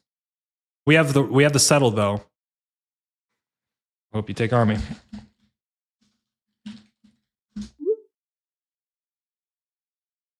Okay. Do we settle? 5-2. Oh my God. Oh, this freaking game. This game, bro. I'm pretty sure this game. What a bonehead bunch of pulls. Did we even have it's so silly. So silly. Did Black have it? GG. Must have couldn't have played it before. GG. He just he spammed those devs. That's so lucky for him. Let's go back to the hand, right? Because I'm pretty sure Black has a knight. Man, we just win. We just win the game. If he doesn't go back-to-back VP pulls, we just win the game. Like guaranteed win. Right? Because he goes to 7. Red's on 7. All we need to do is either take road or just build our final points, right? Like city settle. It's so silly. So silly. All right. Damn. Well, Black, may this be a lesson for you. May this be a lesson. Okay. Let's go look at our hand. I feel like the 5-2 was so unnecessary. Like maybe we had a way better play than that. Like could we settle? I mean, because we have a monster hand here. We have a monster hand. Don't we have settle city here? Am I crazy? Road settle. We have settle city. Why don't we just take that? That's 8 points. And then we can... That might have been better, guys. Because we still have the 3-1. The Breakport's live. 8's a monster. That's probably better. Why didn't you build the roads from the inside? I don't know what you're referring to. Like, well, I'm thinking about the road play, right? Because if we build this way, then we can connect around this way like this. Like 1, 2, 3, 4, 5, 6, 7, 8, 9, 10, 11, 12, 13 roads. I think it only loses one road inside of along the coast. I'm not sure what you, I mean, you're talking about like going like this. I'm not sure what you mean. I mean, I like the way I built the roads and I'm not concerned about the 6-2 plow. Black's never plowing us. Like first of all, he's not producing 2 roads. Road builders are gone because we got called out for that. And then if he's settling, he's just going to settle here because it's an easy spot for him. You don't have Settle City. I thought I do with the Brickport though. Don't I or no? Like what if I go 2 wheat here, road settle, then I have 4. I do. I take 2 wheat, road settle. I have 4 brick, which is 2 ore. Am I off by a card? I'm off. Off by a card. Well, then screw it. Woodport was too much fun. Maybe like so unnecessary, but I feel like the game's just over. Also, can we have taken road? Like we definitely can take road here. Let me see. Because maybe there's a play with that. 1, 2, 3, 4, 5, 6. 1, 2, 3, 4, 5, 6, 7, 8, 9, 10. That's 1, 2, 3. That's 4 roads. So that's 8. Like we have 9 points there, right? Settle road, which arguably is better. That might have been the better play. No, you're right. You're right. I think I was right to call you out. I don't know who you are. Were you from the last game? What's up, first time chatters? All right, you guys are talking about my road play. I'm too tired to figure this out. Would it make more sense to go up from the 9 ore to protect the 6-2 settle spot? I see what you're saying. The reason I don't do that is maybe it doesn't matter, but I'm thinking about the continuation of the roads, right? So like, for instance, if I build a road here, here, here, here, it does protect the 6-2, but then how does my connect work? Versus like, if I build the roads this way, then I can loop around here. You see what I'm saying? I think I lose a road technically. I mean, it might not matter in the bigger scheme of things, but I kind of like the continuation of building this way because then I can snake around and connect. It might not make sense, but it makes sense to me. Wait, is my logic wrong there, guys? That's just like pure Catan intuition going off for me.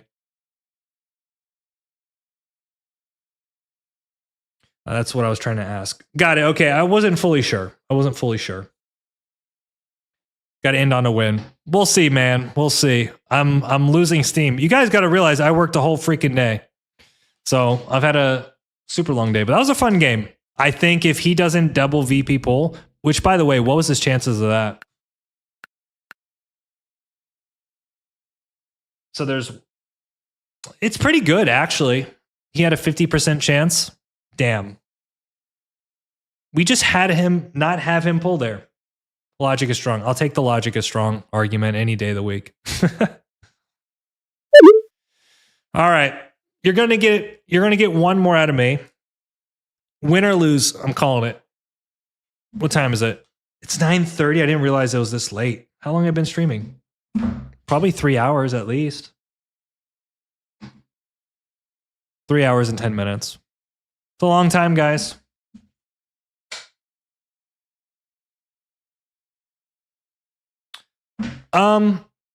Yeah, I think the moral of the story here is, as Black, you need to know what you're playing for. Lots of mistakes happened that game. Even I think our road play was probably a mistake, but it just looked like too much fun. I think we had to do it. All right, you got one more out of me here. Let's go. All right, what's going on, Danny Crew? It's Danger here, and we are back for another day of Catan. Guys, we are tired. We've been playing Catan for hours. It's been a long day. And you can only assume only assume the 6-5-10 will go, which is exactly what happened. Now what? Now what? Now what? Now what? 9-5-10 with 8-4. It's a vibe. You know the problem here, guys? You know what the problem is? This guy's going to go 8-4 or 8-10. Like, we're kind of cooked either way. We're kind of cooked. I think it's a 9-5-10 angle here. And maybe we can play off of like 3-5-4 to 6-3. It's an idea. It's 4 a.m. Jeez, Louise. Welcome, guys. Appreciate you being here. Are we just going to go 9-5-10? We can also take the or, but just go 9-5-10. The thing is, the brick's valuable here. We get 3 unique resources. We could absolutely play off of like 8-10-11. I mean, it's an overweight cheap game. But I feel like they're going to go ham on devs. I don't really want to fight this guy who I think is going to dominate us after the poor effort. I feel like if we can kind of stay off the radar, build some roads, have some fun. 6-4-2. I think you would rather go 4-3-5 left, right? Because the or is pretty good. Whew. This is pretty good for third, though. Like, this is tough. I mean, we've also got the 8-3-5. That's pretty good for us, right? The wood goes with the brick. The tricky thing here is, like, when you're trying to build a development card game, you want to find like, okay, if I'm going to grab the wheat now, then I get the sheep and ore later. One thing you're noticing is there's not a lot of like pairing spots. So for instance, if you take 8-3-5, you can't get the sheep and wheat. So really, like, you probably got to take the wheat and ore now, pick up the sheep later, as an example. Also, I'm totally down. I'll play 6-4-2 up. If we get 6-4-2 up, I'm willing to play 6-4-2 up. Because I'm assuming 8-3-5 goes, 8-10-11 goes.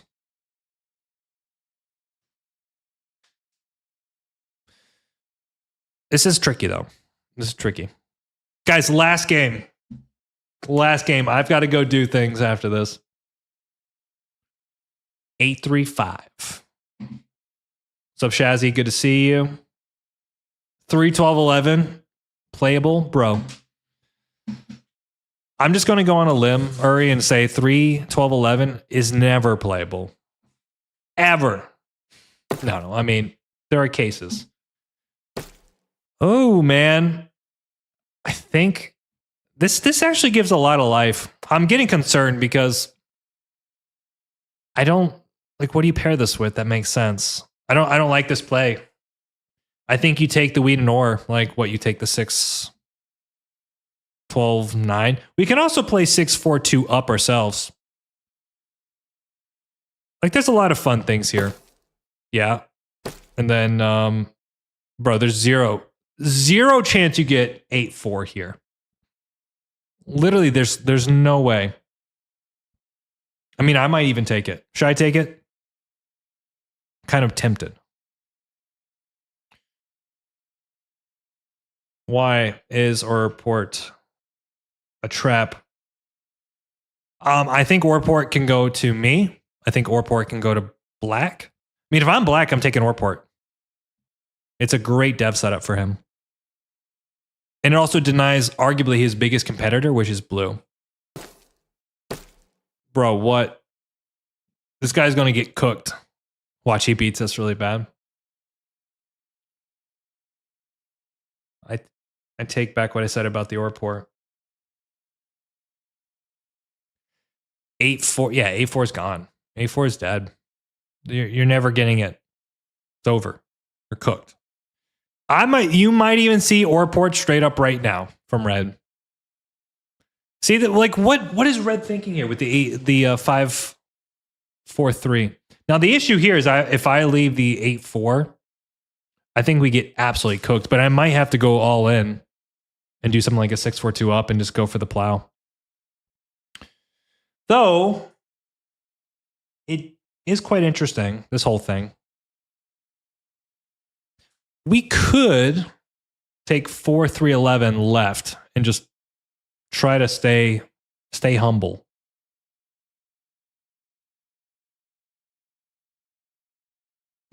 I don't like that. Like, maybe even having the wood's not bad here. Oh my god. Bro, am I gonna cook him? Is he getting double cooked here? What if I go 6-4-2 up? And then it's whoever. I mean, I've got so much sheep that I think I can 4-for-1 sheep to plow him. What do these play? I don't know. I'm in a dream world right now. You know, 6-4-2. What if I point left and I port the ore? No, but he goes 4-3-11 here for sure. You know what? Why don't we just show you the power of the port? And then he's going to go 6-4-2. I think it's really 6-4, guys, and we just city this and we go ham. 6-3. We will. I think we'd win the race, but I don't want to give 8-4 to him. I think he would get crushed. It's blue. And then he goes 4-3-11, right? Oh my god. I don't know. I think let's check out his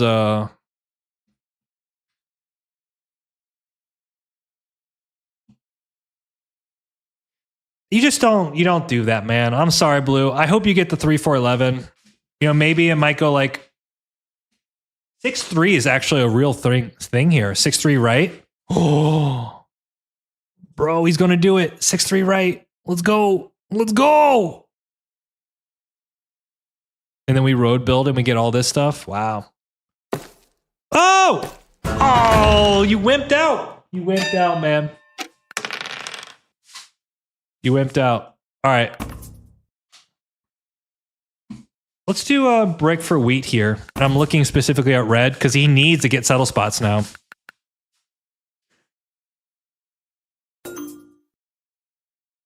Okay. Okay, ma. Oh, it's so good. It's so good. We need a city now. Bro, what are you doing? What are you doing? Stop. Oh, no. Oh, no. Oh, we're going to get cooked. This is a tough setup. Blue's going to be big mad this game. That's how the cookies crumble. Yeah, it is what it is. Though, maybe I can make some deals with him. I mean, look what he took. Look at the setup he took here. Look at it! Yeah, just look at the setup. I don't mind making trades with him. I think we just got to get a city down as fast as possible. And then we can crank out devs from there. With red.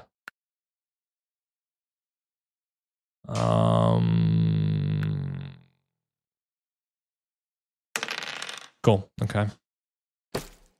It's honestly not the world's worst situation for him. I've seen worse. We really need to block this 5. I'm going to get some value here from him. I need the wood. Oh, trading with the bank. Blue is the bank. He just gave a city. Jesus Christ. Blue is the bank. We are in so much trouble, fam. Okay.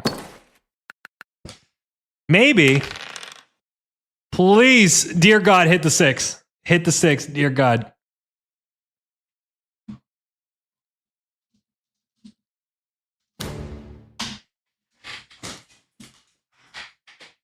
Bro, we are so cooked, guys. We are fucked beyond redemption.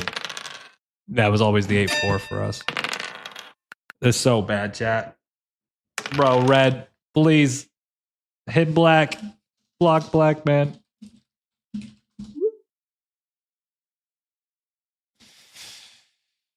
Oh.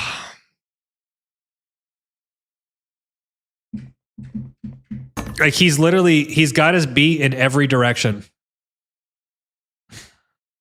Please don't trade black. I mean, he could be mad at me, which I guess he could trade black.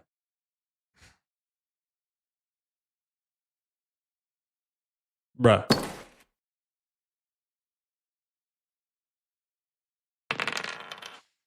Maybe it was the 8-4 city all along, you know?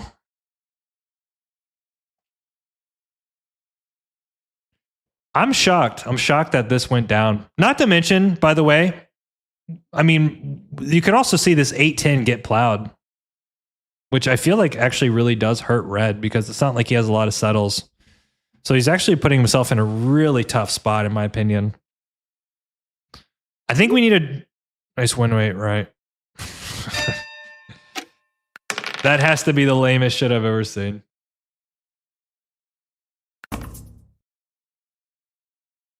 Like, nice setup. This is bad. It's the 6 here every day. 6 is such a winning block for us. Perfect. All right. Let's roll 10. Now we have to pray. Good block. We have to pray he has them a night. We're screwed. We're absolutely cooked. We're cooked. We're cooked. Cooked.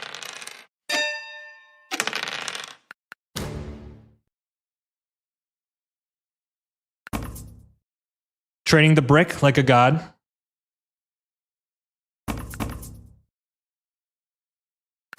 Good. All right, we can drop another city with this.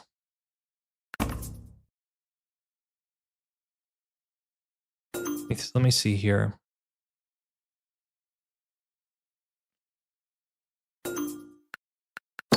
We're going. We're going. Okay. Now we're doing a little bit better. Watch, he's going to flip a knight. I already feel it. Perfect. All right. 8-4 is live. Let's go.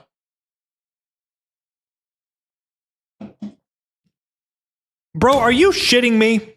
It's not even on you, man. It's not even on you. It's not even on you.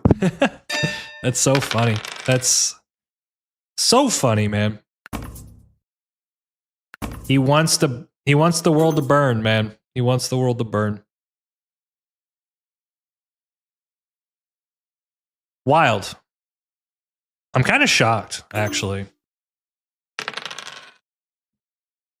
Red, why?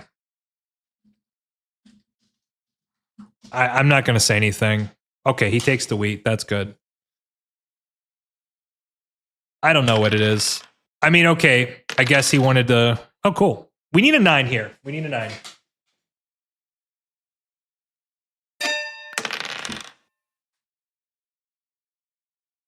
Well, it's not like we can do anything else. Yop's kind of okay. I mean, maybe we can settle with that with a couple good rolls. That being one of them. Imagine if we take the 9-4-2. It's kind of fun. Kind of cool. I mean, we do have like a decent building setup.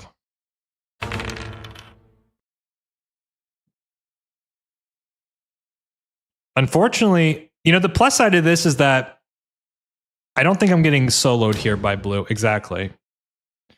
I don't know about that. I feel like it's still black. Nah, I got to keep the weight. Yeah, no, I mean, black's still winning. Holy smokes. Dude, watch him have the other mono. I swear, we're going to get monoed again. This is a good trade for us.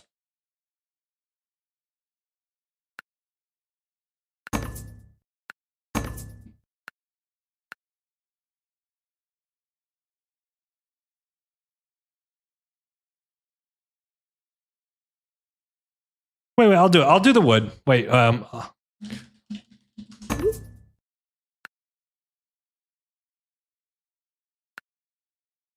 damn, I was gonna change it because I know. Interesting. Oh shit. Pop. We didn't need any of that. We needed the opposite of that. All right, can I drop a road here? I feel like there's a lot of wood. I needed something else other than knights there. Here it comes again.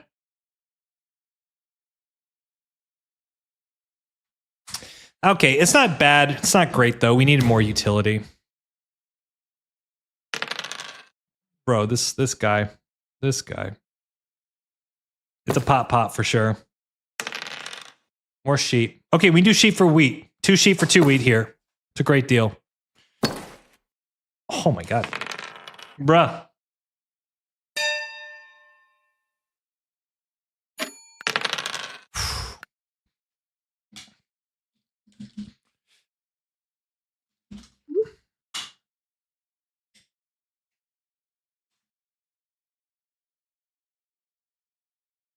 I think I actually just keep hitting red here.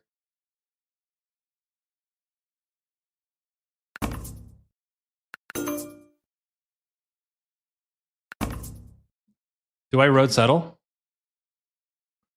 Also, maybe there's a case I can go up to 9-11-9 here, which is pretty good for us. No.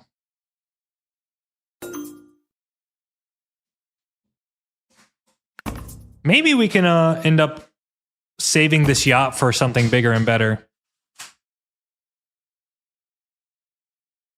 Otherwise, I don't mind getting the road settled down. Just gives me a little bit more flexibility. Okay, that's good. All right, we're gonna see a knight flip here. That's fine. Perfectly fine. You have to admit, red is going absolutely ham right now on devs.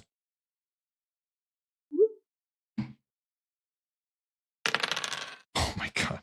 Jesus. So let's keep the pressure going on 10 here. Okay, we have double dev here. What do we do? What do we do? VP's great. Do we buy another dev here? Or do we drop a city for 7 that we can keep going? City for 7 is kind of fun.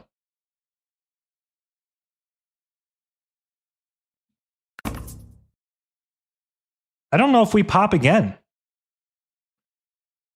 The one thing I'm concerned about is the mono, right? So if we pop, versus if we city, we clear our hand really nicely, right? Pop's kind of nice, though. All right, let's pop. Road builder, that's great. Okay. Do we port for a wood here? I think we port. I'll port for wood. Because I'm just concerned about the ore mono. Like, I'll keep 2 ore in hand just in case. Oh my god. Oh my god, we're gonna get monoed. Oh my god. This is ridiculous. This is ridiculous. Blue is doing great, by the way. Blue is doing fantastic. Oh my god. Do we play a knight here? I think we do. Sheep is great. We have road settle in hand. Right? So we're going to go road settle here. Am I crazy? Maybe a little bit. We could also fight army, but I just don't think it's necessary here.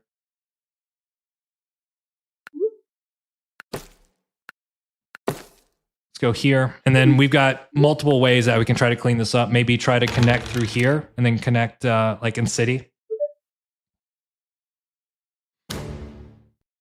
Take a break. This 8 has been unleashed, bro. Unreal. Whoa! Oh my god, this 5 block? The 5 block? You're crazy. You're crazy.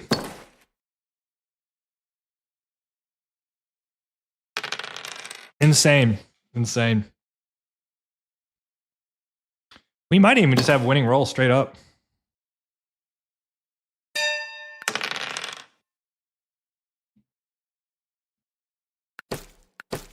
Do we connect for road here and just pray to win like next turn somehow, some way? Blue is a fan. Blue is a fan. Oh no, red is a fan. Red is a fan. I think like what's the threat here? Is there a threat? Are we really that concerned? I mean, we can just stay here. And then we also have we have two ways to win. We can settle road or we can city road. But we could also just take road now. And that's what? 1, 2, 3, 4, 5, 6. 6? Who's going to 6 roads here? And then don't we just win somehow, some way next turn? Just do it. I don't care. I don't care. And now it's all 8s, baby. It's all 8s. It's the date with the 8. All right, 10 wins. Ugh. I think this is fine. I don't care. I don't see how we lose. You know what I mean?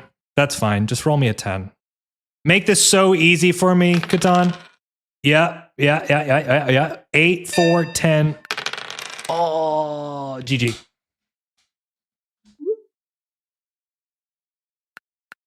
Oh. All right. We got to win next turn.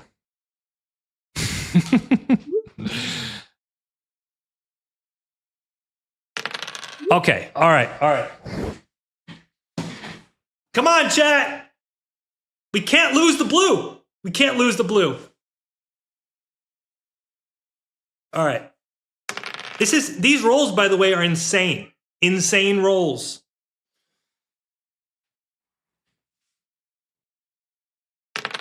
All right. If we take the ore, we 7 out. Don't we still have it? Are we gonna mono pre-roll? I think we still have it. Because we need 3 plus 4. We need 7. Yeah, we still got it. And if I mess it up, then I'm an idiot. So let's track. There's at least 12. Call me crazy. Call me crazy, chat. Oh, no. Oh, no. Okay. All right. I'm bad at this game. No, every steal wins, right? It's actually every freaking steal wins because we took all the ore. So it actually doesn't even matter. That's so funny. That's so funny. It's like a guaranteed win. That's hilarious. Why not? GG.